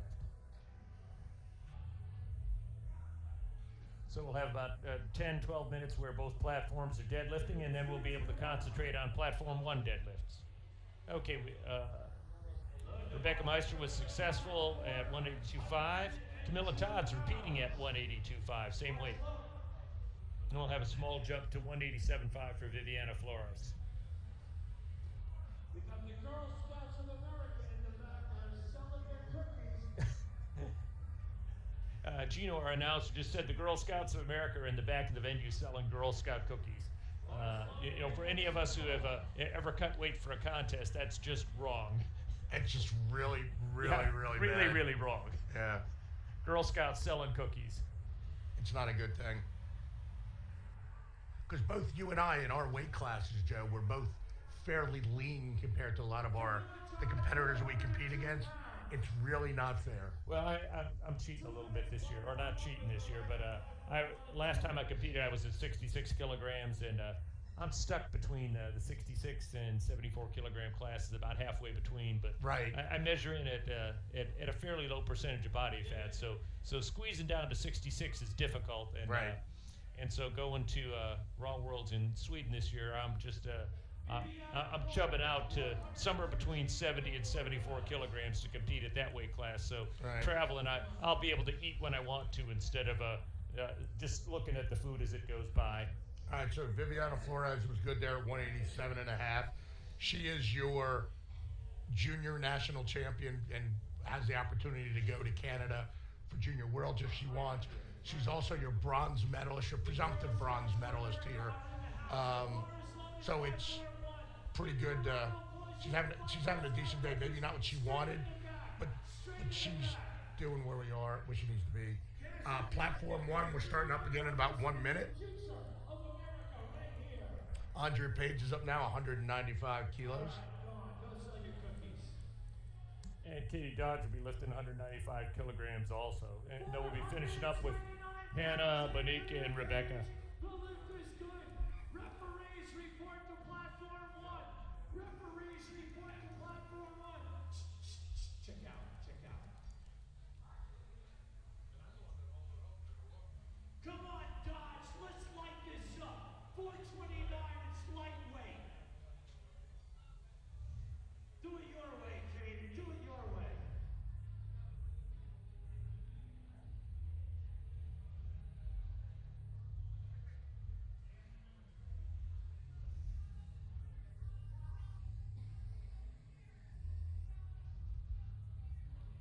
Lift is not good.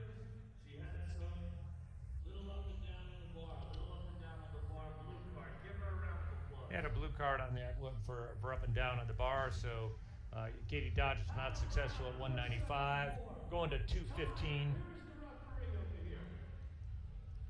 And she'll be followed by Bonica at 252, and then finally Rebecca Holcomb at 265.5 for an American record. We got all our referees. Is the bar loaded? We got 2 of our Getting set to kick off on platform number 1 for deadlift. And that'll be Abigail Krieger kicking off the 84 kilogram ladies on platform 1. We got Hannah Brown coming out on platform 2. And Hannah was good. unsuccessful there at 215. The weight just came a couple inches off the floor. Looked like she got her hips a little too high, and just was not able to finish out that lift. Yeah, so it looks like, so Benika's coming out now at 252 and a half. Becky Holcomb's put in 265.5. It's going to extend her own American record. Right. And I'm willing to bet her next shot, if she makes this, is 271.5 to eclipse that Komentadova's world record that she World set. record. Got a successful deadlift on platform 1 for Abigail Krieger, so that's a good start. She'll be followed by Alyssa Saunders at the same weight, and then Jill Arno. Okay, Benika's first attempt was very, very solid, very easy. This is a 12.5 kilo jump. And when Benika's on, none of her lifts look like she struggles. It always looks like there's more left in the tank, so she's a lot of fun to watch. And that one moved up with no problems also. Yeah, nothing. Good lockout at the top. And that was real easy. and 3 white lights as expected. And now for the big jump for an American record at 265.5 for Rebecca Holcomb.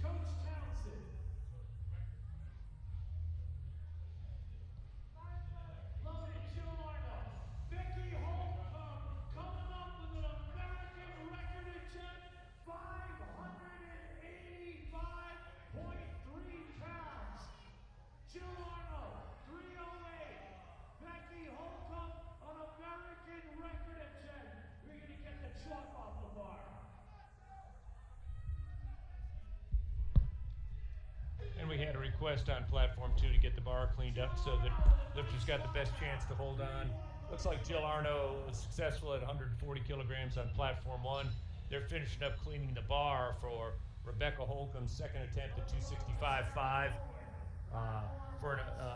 to eclipse the American record. And as Elliot said, if successful on this, we expect her to take an attempt at our unofficial world record here. So Rebecca's out here, getting her feet set.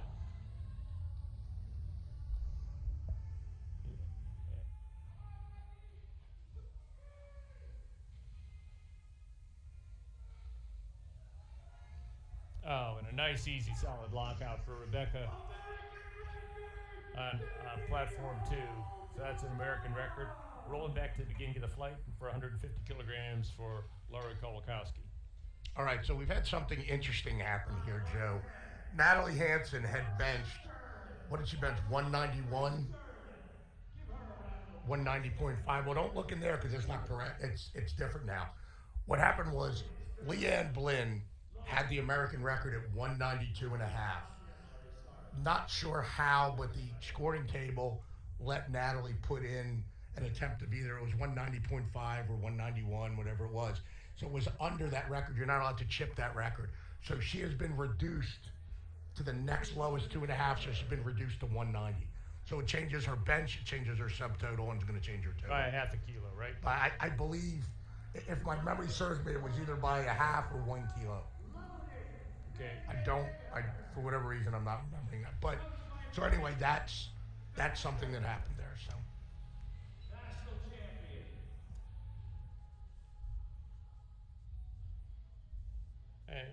And that's, well, the coaches need to be careful when they make their submissions, and the scoring table should be careful too.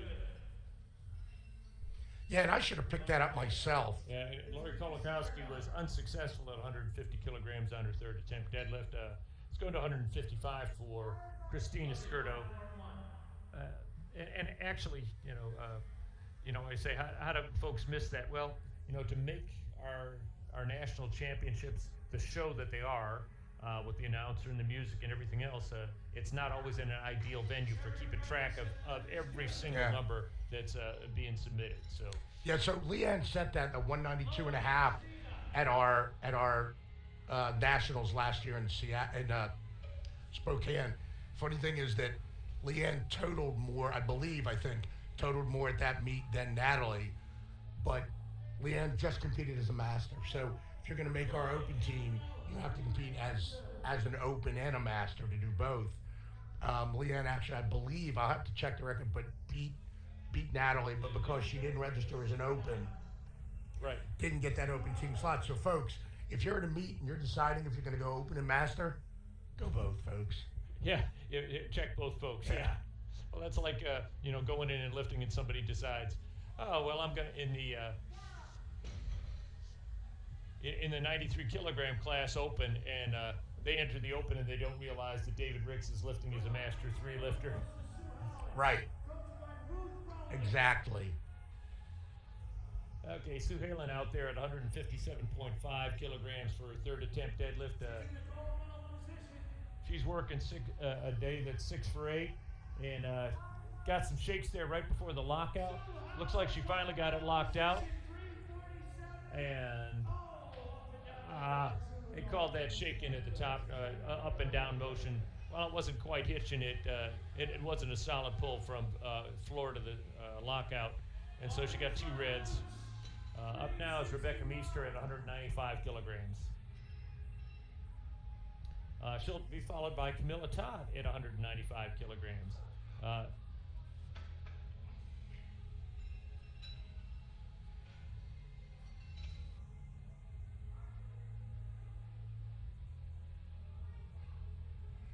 So Natalie totaled 660, and let me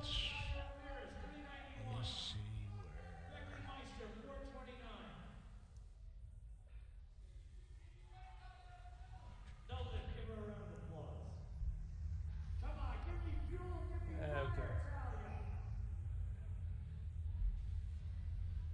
Had no lift for Rebecca Meister, and now Camilla Todd's coming out at the same weight at 195 kilograms. She'll be followed by Andrea Page at 200 kilograms. Yeah. So Leanne totaled 660.5. So would have beaten her by a half kilo.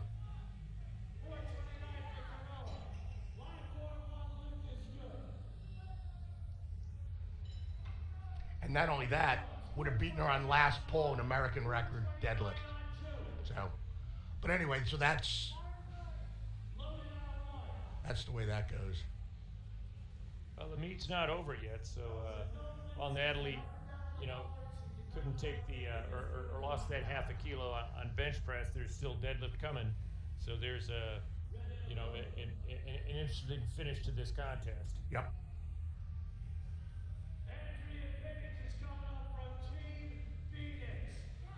Yeah, because Natalie Hansen's forecasted at 655 right now, just based on openers.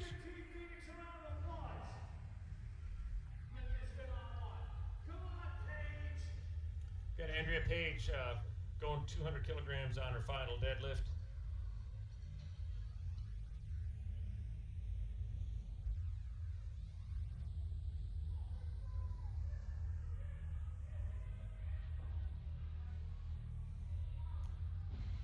Looked like she got that one locked out straight at the top.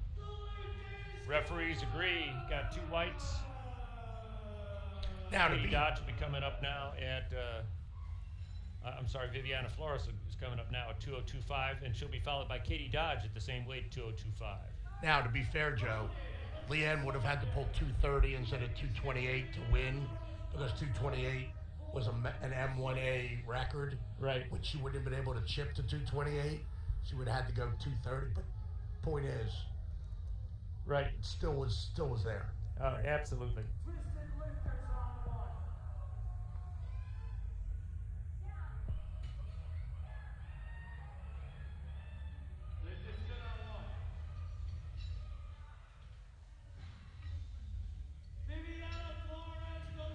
Viviana Flores successful at 202.5, followed by Katie Dodge at 202.5.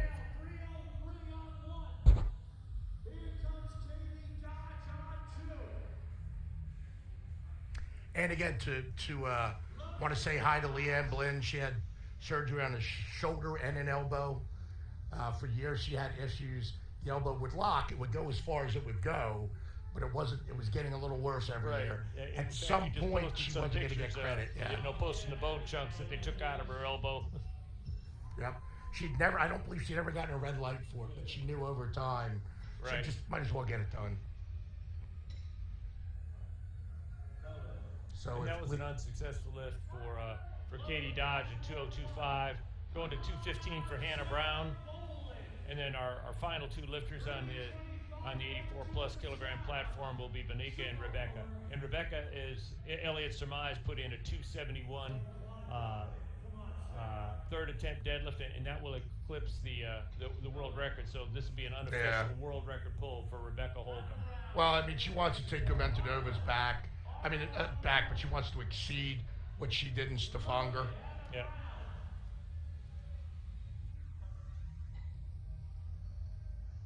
And I was there to see that lift. It was a pretty amazing lift.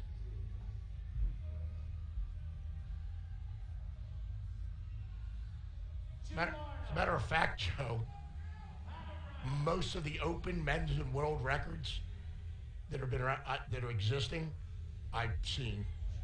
I've been lucky enough to be there. It's Right. a pretty, I consider myself very blessed to be able to do this. Obviously, not making a living at it, Yeah. but to at least do this as part of my life. Yeah. All right. So Hannah Brown, just not the way she wanted to go out, but she's where she is. Right, and then we have right now Becky Holcomb coming up, Benika Brown, and then Becky Holcomb, and then we'll be concentrating for the rest of the morning session on Flight 1, folks, on Platform 1.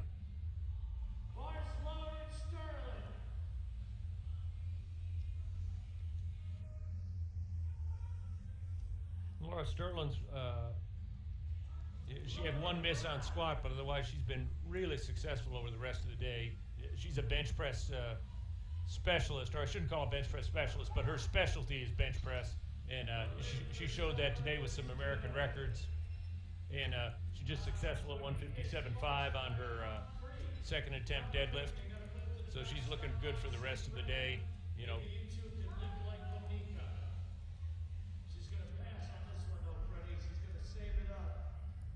All right, so what Benika did here, Benika doesn't need this deadlift, right?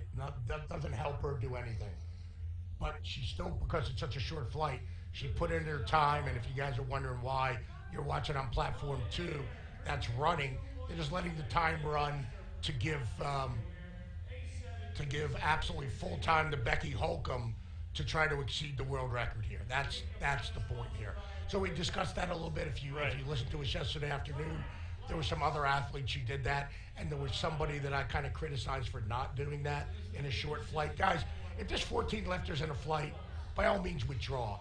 yeah. If there's 5, 6, 7, 8 lifters in a flight, put in your attempt and at least let it time and run out. And one of the reasons too for letting the time run out is that, and she may have put in that third attempt deadlift when she thought she may still want to take it, but you don't zero it out and take it off the board because the lifters following you are planning on that much rest time, especially in geared lifting, where it takes a little while to get wrapped or the suit pulled up or any of those other preparations that they get in the gear tweaks so you can maximize the lifter, or they all take time.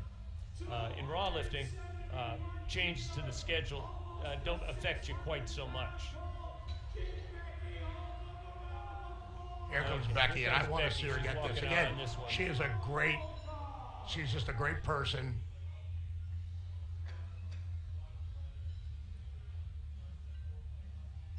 And she and Benika are quite a contrast. I mean, they're very close in terms of their lifting.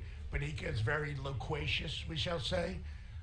Becky is a little more quiet, fun, and easygoing, but a little different. But it's a contrast in the different personalities that can succeed in this sport. Yeah, nice solid lockout at the top. That looked really good. No question about that. 3 white lights. So right now, the two best the two heaviest female deadlifters in the world, equipped, Becky Holcomb, classic, Sarah Brenner, both Americans. Yep. Now, neither of them has the world record because they haven't done it yet In an a international world competition. championship competition. Sarah's or just waiting to international go, competition. and Becky, if she goes to Dubai, will break it there. And certainly that was, when the Arnold was an international competition, it gave the opportunity to some of our lifters who are outstanding lifters but because they didn't win their weight class, don't get an opportunity to set a world record in an international championship because they're not the best lifter, yet they still have the capability of setting a world record in an individual lift. All right, so Caitlin Jones is up now. She is our presumptive, again, gold medalist in the T3, and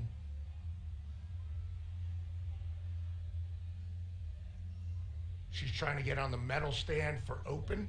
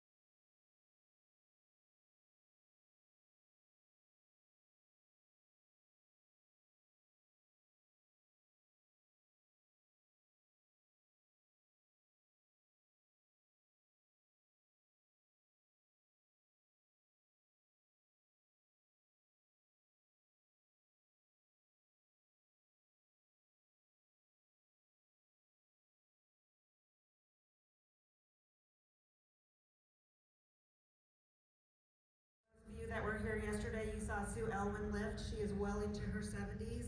She was in the very first women's only meet that we had. Something remarkable. There's so much history for women when being in a strength sport was so hard. And as Larry had mentioned, men contribute to the growth of women's sports, and that's why every odd year we induct a male into the Women's Hall of Fame, even though they're obviously not women. So you'll see men here. A lot of them are not here today either, but again, please go to our website. So we have Kathy Marksteiner, Ruth Welding, Sue Howland, Susie Hartwig-Gary, Larry Maley, and Johnny Graham, and me. And for the first presentation for our male that will be inducted this year, I'm going to go ahead and hand that over to Sue. This person happens to be local, and so we figured the people that know him the best should do the introduction. Thanks, Sue. Thank you. Is Dave here or anybody from B&W Gym? If you are, come on up. Our first inductee on the male side is Dennis Brady. So Dennis Brady, in the late 70s, Dennis Brady went to a powerlifting meet with his gym partner. They went to the meet, he looked around and he said, I can do better than this. So he did, and he did a lot. So he's done a considerable amount. We should put this on auto, I guess. Yeah, have them just click through. So what you're gonna see are some pictures from Dennis's gym, B&W Gym. It's old school lifting. It's in the basement of a building downtown. He's an incredible guy, and unfortunately he's sick right now, so he's not able to be with us. But Dennis has been a big part of powerlifting in my powerlifting career for a very long time. So he also has put on well over 100 national meets. He's put on well over 100 local meets. He's been instrumental in getting women involved. His first women's team had Sandy Brady and Joanne Reif and Rebecca Brigg. So there's and Janice Johnson. There's some incredible names from the early 80s, late 70s, that Dennis was instrumental in getting into women's powerlifting. He'd since gone on, he held a thing called the Viking Open. So the Viking Open has a 25-year plus history in Illinois, and you can see he's done everything. He's been a coach, he's been a mentor, he's been a gym owner, he's put on millions of meets, and now he is back in the fold and doing USAPL meets locally. So in Chicago, he puts on both novice, men and women, and open meets, and masters meets. So he does a lot. You can see from all of the logos here, everything. All of these are national. He's done world meets here. So Dennis has been instrumental in a lot of things in all of our life. The first meet I ever went to was the Viking Open. And the Viking Open in Chicago was known as the place where if you wanted to get to nationals, that's where you went. And you not only went there, but you knew if you passed a lift there, that you were good to go. And the competition was outstanding. So Judy Gedney and Ruth Welding and a lot of these people, it was like a national meet every time. Even if it was in the basement of St. Ben's or some other school downtown, right? So anyway, Dennis is a wonderful guy. Ruth, do you want to say anything? Add on? He's coaching, the other thing is he's coaching current women. So he started back into USAPL. He's coaching a ton of new women in the sport, some of which have been competing this weekend. And so they're very powerful, they're very good, and they're very open to learning about anybody. So, yeah. I just want to say both Susie and I have a great memory from his Open Worlds, one of the slides that were up there. He held, in 2003, the IPF Open Women's Championship was held in, he was the meet director for that. That was my very first IPF medal, was on his platform, which was awesome. And Susie Hartwig-Gary was the first U.S. Women's Open World Championship on his platform.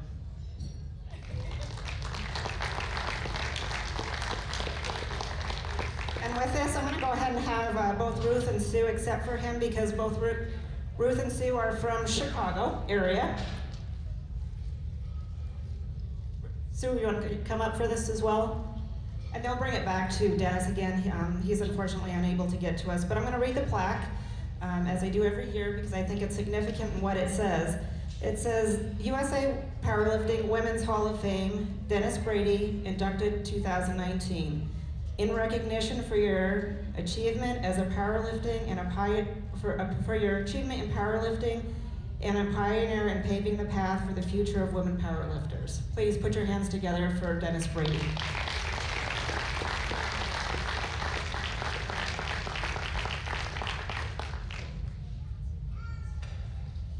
And of course, for the Women's Hall of Fame, we need to have a woman in there as well this year. With that, I'd like to have up Donna Marks.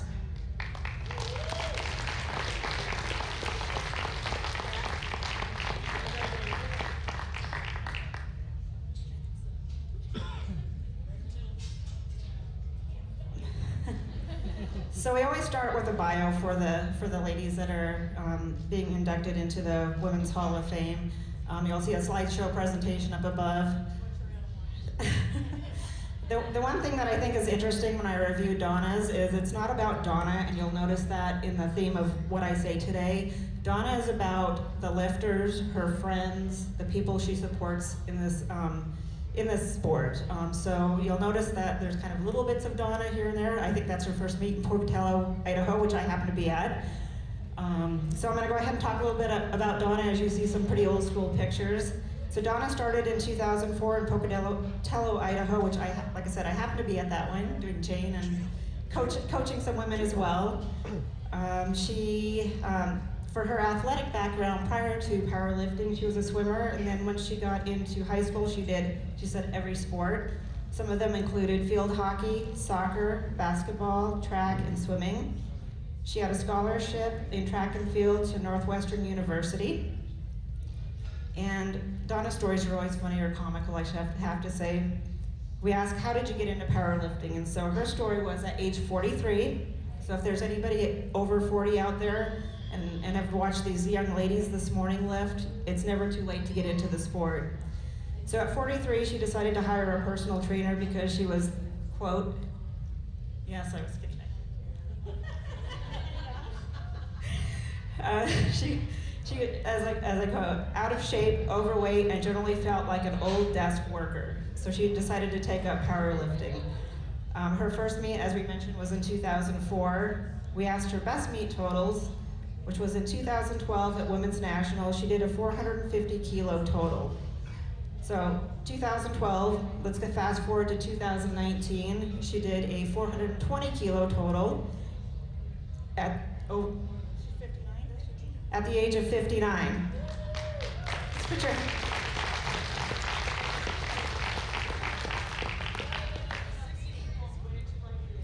The other remarkable story about Donna, for many of you that don't know her, is last year as she was preparing for Master Worlds, she actually broke her wrist squatting, which withdrew her from Master Worlds and probably another Master World Championship. But she recovered, and I talk with her almost daily. You become friends very close in the sport, and she was determined to be at the top of the podium yesterday, and she was the national champion yesterday.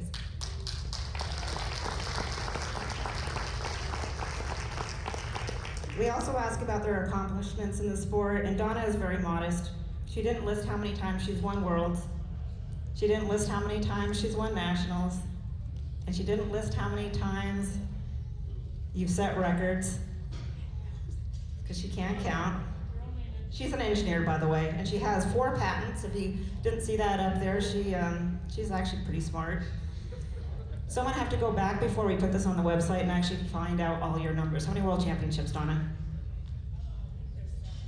7-time IPF world champion as a master. And again, remember, she started at age 43 as a overweight, out of shape, and generally felt like an old desk worker. We asked a couple of her memorable highlights, and her first was her first Masters Championship in the Czech Republic. And I won't quote some of the stuff that Harriet Hall said, but it's pretty funny. You'll have to read it later. And then also in 2009, she got to be on the open world team to represent Team USA. And out of that, she took 7th place because she had, as you said, excellent coaching by Larry Maley, who again in the Women's Hall of Fame, to keep her up and encourage her and to beat out people that are probably 20 years younger than her. Her influences in powerlifting, and I guess I paid her to say this, I'm one of them. Harriet Hall is one of them. Harriet Hall is also in the Women's Hall of Fame, and I really encourage you to look at that as well. At, I believe, 59, she squatted 600 pounds. And then Larry Maley as well. And contributions to powerlifting, again, she's being very modest because her theme on this is giving back to the sport and giving back to the lifters. She is a national level referee and an athlete's rep. She helps out at local meets. She helps coach people. There's never a time, especially with the Masters team, that Donna and the Donnas, we call her husband the Donnas, are not there helping a hand, wrapping somebody, loading weights, doing whatever is asked. She's always there to help support every single lifter, every single day of the meets. And then we ask, as your name goes down in history, what do you want to be remembered for? Remembered the most for? Trying to think of how to say this. Actually, again, it's back to the lifters, as you see the theme in all of her pictures. It's basically about the family that she's made within the sport, the fellow master lifters especially, that the lifters are unique, fun, and independent people that she enjoys being with. And we also ask for words of wisdom as her name goes down in history into the Women's Hall of Fame. And she says, I don't have that much wisdom, but she has a suitcase full of experiences and stories. And I'm just gonna sum it up at the end and says, they may never, looking at women in the gym, they may never say anything to you, the people that are observing the women in the gym, and you may never know their names, but they watch you and one day they'll turn around, or one day it will turn to be their sport and how the sport grows. So again, everything Donna does, she's giving back to the sport. And let's go ahead and give her a hand.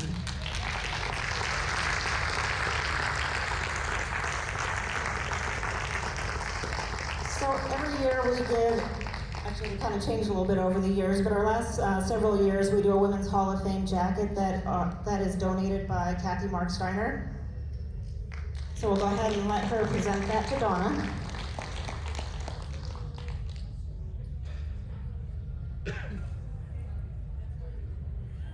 She's got a shoulder.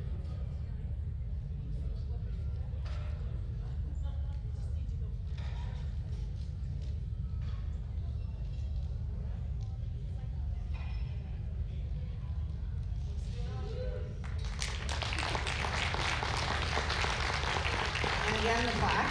I'm going to read to you as we hold it. USA Powerlifting's Women's Hall of Fame member Donna Marks, inducted 2019. In recognition for your achievement as a powerlifter and as a pioneer in paving the path for future of women's powerlifters. Thank you so much, Donna.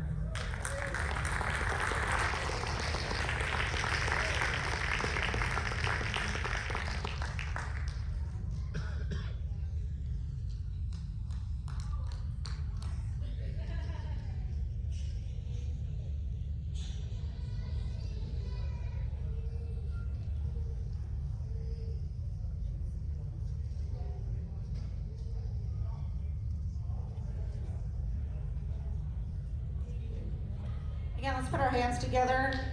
Thank you very much for attending the Women's Hall of Fame induction.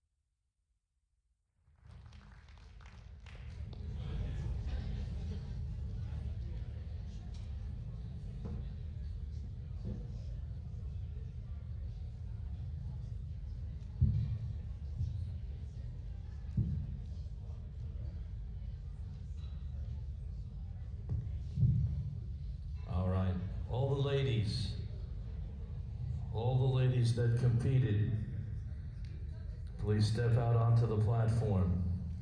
All the ladies that competed. All the ladies, please line up along the back row behind the two platforms starting in the middle. Thank you, Kathy.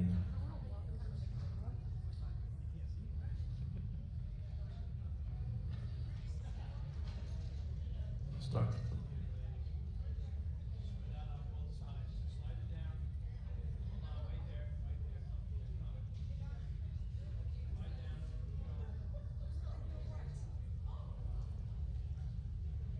Shoulder to shoulder, ladies. Keep going a little bit more. Keep going a little bit more. Curve around the platform. Come up and curve around the platform. You stay right there. All right, good.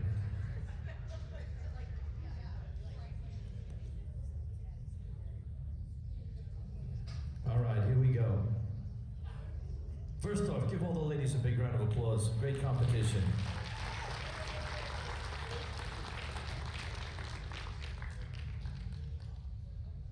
Priscilla, is Donna going to give out the awards? Fabulous. All right, first category. Women's, equipped, junior, 84 kilo weight class. Silver medal winner, big round of applause for Talia Ramirez. Talia. Step up, Talia, onto the silver, it's the green one.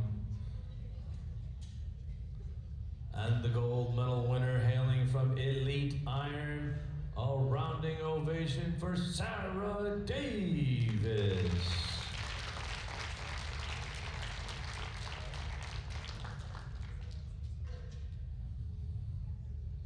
Donna, line up right there. Proper protocol, thank you. Photos, front and center. One more round of applause. Junior category, 84 plus kilo weight class gold medal winner, Viviana Flores.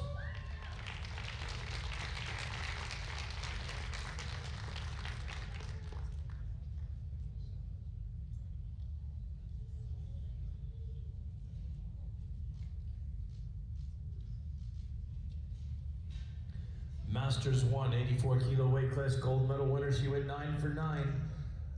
Megan Ahern.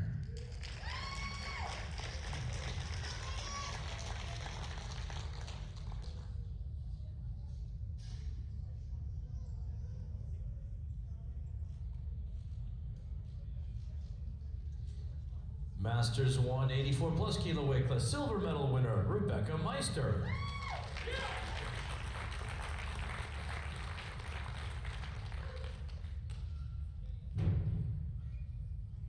Team Phoenix swept this category.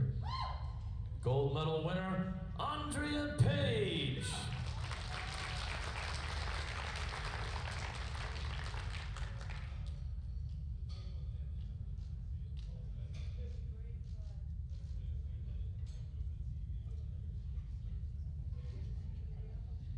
Masters 2, 84 kilo weight class silver medal winner, Sarah Bolin.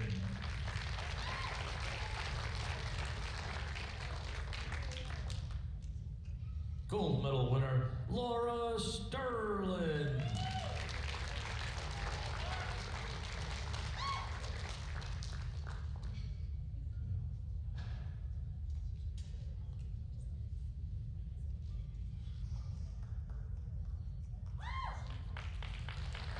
Masters 2, 84 kilo plus weight class gold medal winner, Lori Kolkowski.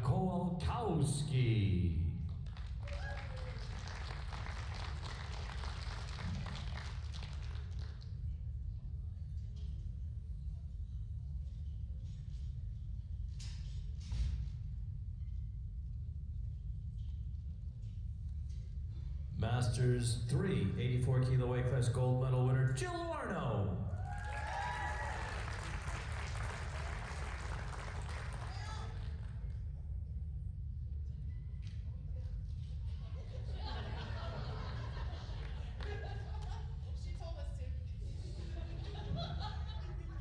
Masters 384 plus kilo weight class gold medal winner, Sue Howland.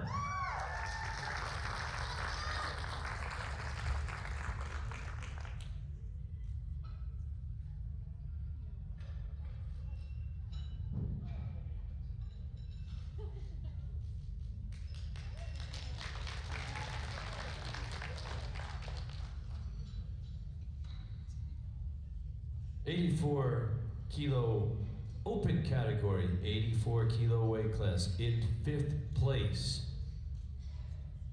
Kaylee Jones.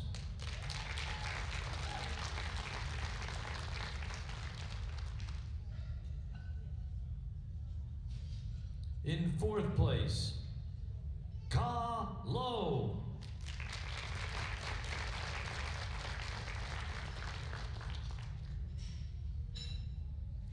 Bronze medal, Sarah Davis.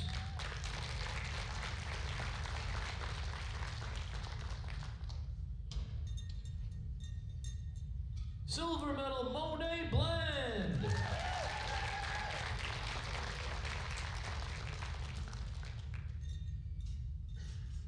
And the gold medal winner, a big ovation now for Natalie Hansen.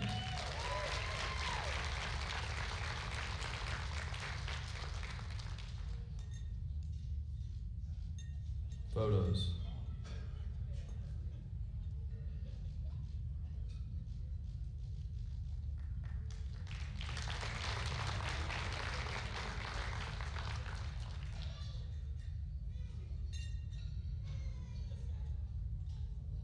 '84 open category, 84 plus kilo weight class. In 5th place, Hannah Brown.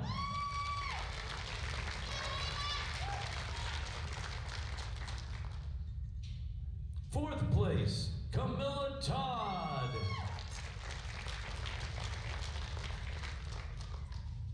Bronze medal winner, Viviana Flores.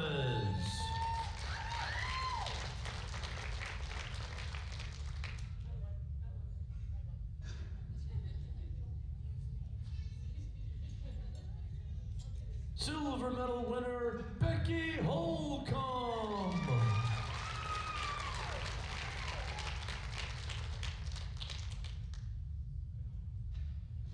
And the gold medal winner, big round of applause for Bonica Brown.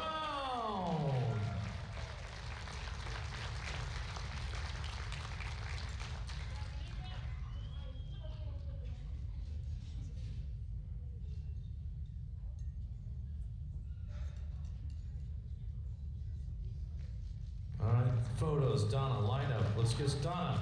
Get in there, Donna. Let's get some photos. One more round of applause to these 5 young ladies.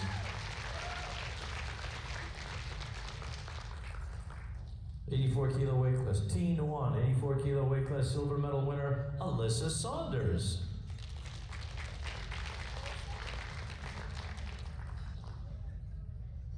And another twisted lifter in the gold medal position, Abigail Krieger.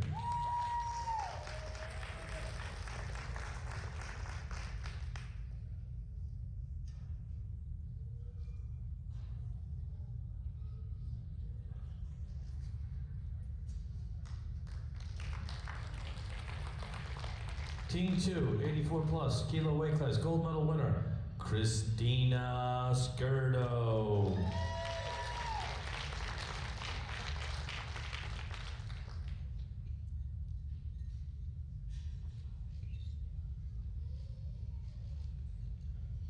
Team 3, 84 kilo weight class, 4th place, Jerry Fredrickson.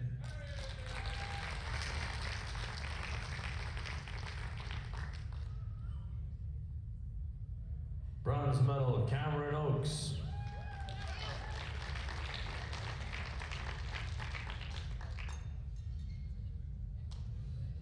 Silver medal, Marissa Lutz.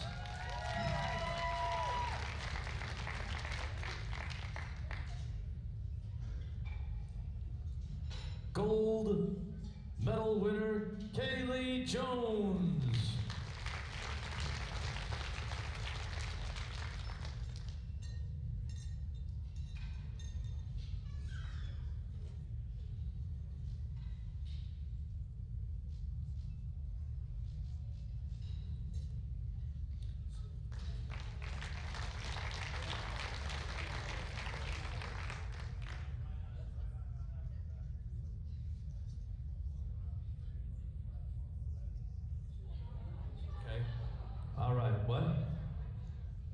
Ladies and gentlemen, give all of our athletes one more round of applause.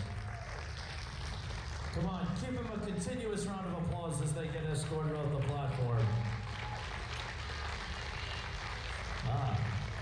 And we are going to go right into the Women's Best Overall Lifter Awards.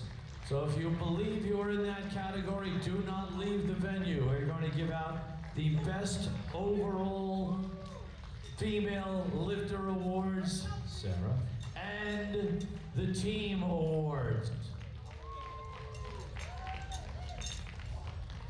Oh, thank you, Arian.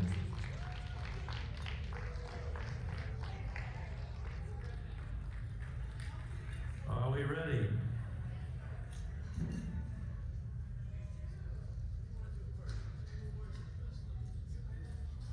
All right, here we go.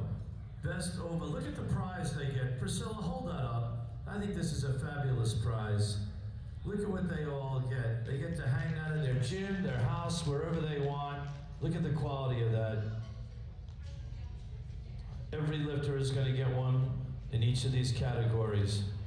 With the new IPF, Joe Marksteiner IPF total points of 598.519. The Masters 1 Best Overall Lifter by IPF formula, Andrea Page.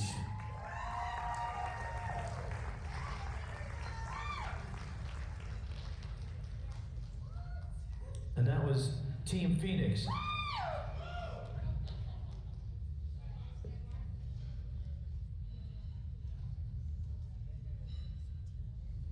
One more round of applause as she holds up her banner. You got room for that in the gym, Kevin? All right. All right, Masters 2. Best overall lifter by formula, 653.118. Susie Hartwig Gary.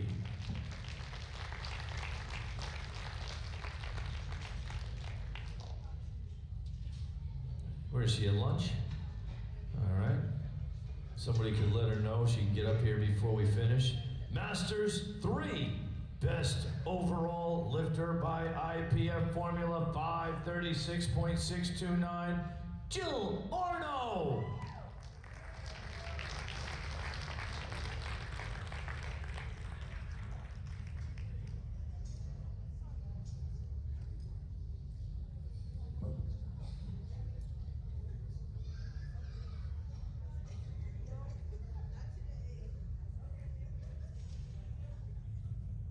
Masters 4.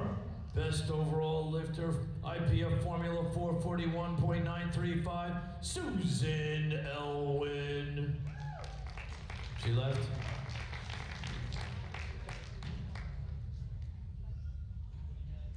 Best overall lifter, team, with an IPF points of 724.629. A big round of applause for Angelina Batighi.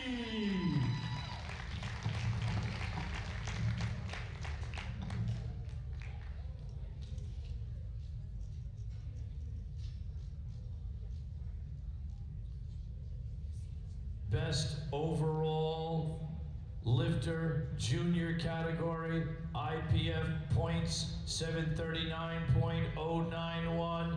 Taylor LaChapelle.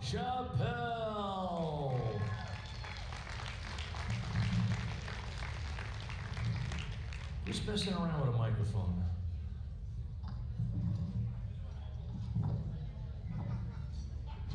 I am. Sorry. Wow. You like that, huh, Bill? Find that funny.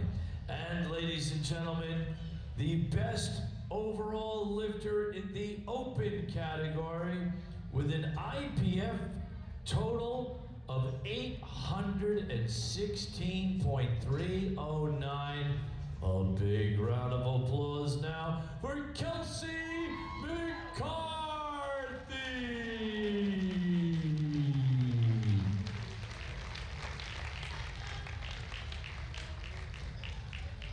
Chelsea? Where is she? Oh, here she comes. I knew she hadn't left yet. Mama McCarthy, are you out there too? She left?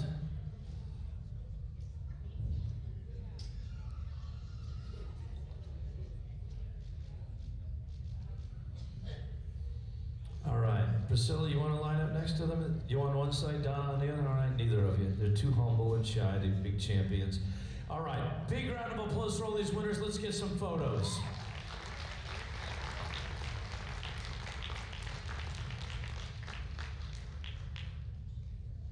Thank you, ladies.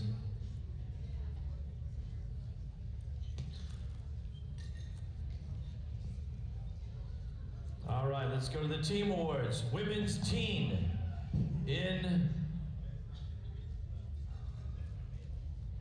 third place, 17 points, Carrizo Springs. What? Team, oh, I'm sorry, in the teen category. Carrizo Springs. Anybody from Carrizo Springs out here that can accept on behalf of the team? Carrizo Springs, anyone? No. 45 points, second place, Lone Oak Strength. Come on, all of you, come on up. Anybody from Lone Oak, come on up.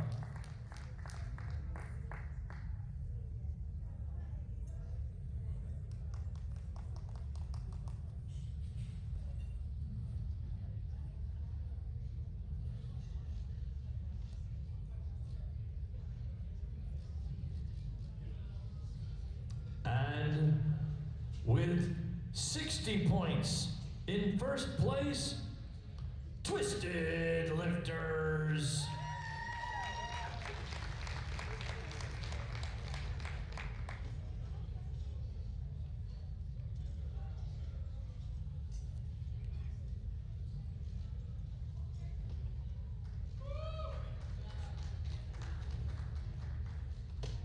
Go ahead, give them one more round of applause. Open team winners. Third place, 41 points, Equipped Excellence.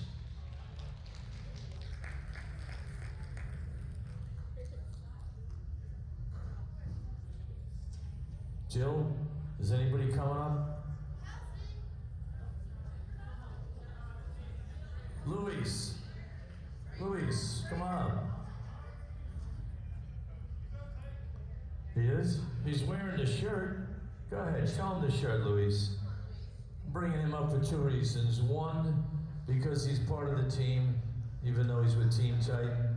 He works out with all these ladies. And two, this is him up here. Give me a round of applause for that.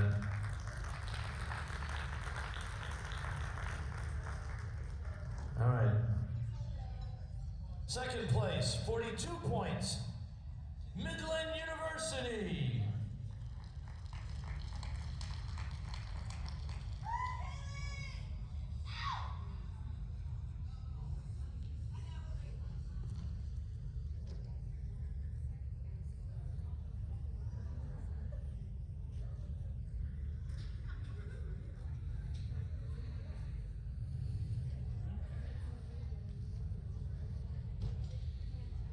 And in first place, ladies and gentlemen, a big round of applause for Elite Iron.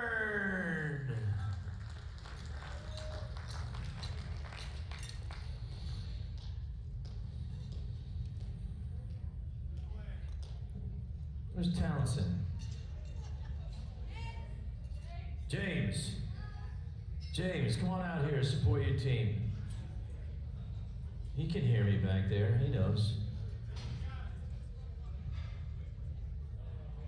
Come on, James. Give me a round of applause for James Townsend.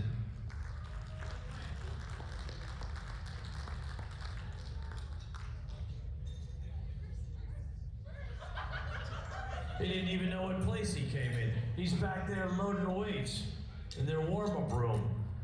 All right, ladies and gentlemen. No, Arian, are you bringing out the Masters Team Awards, Arian? Anybody in the control room? Arian? Oh, you trying to pass the buck on to somebody else? You handed me the papers, Arian. Oh, all right. Mike Z. Didn't I?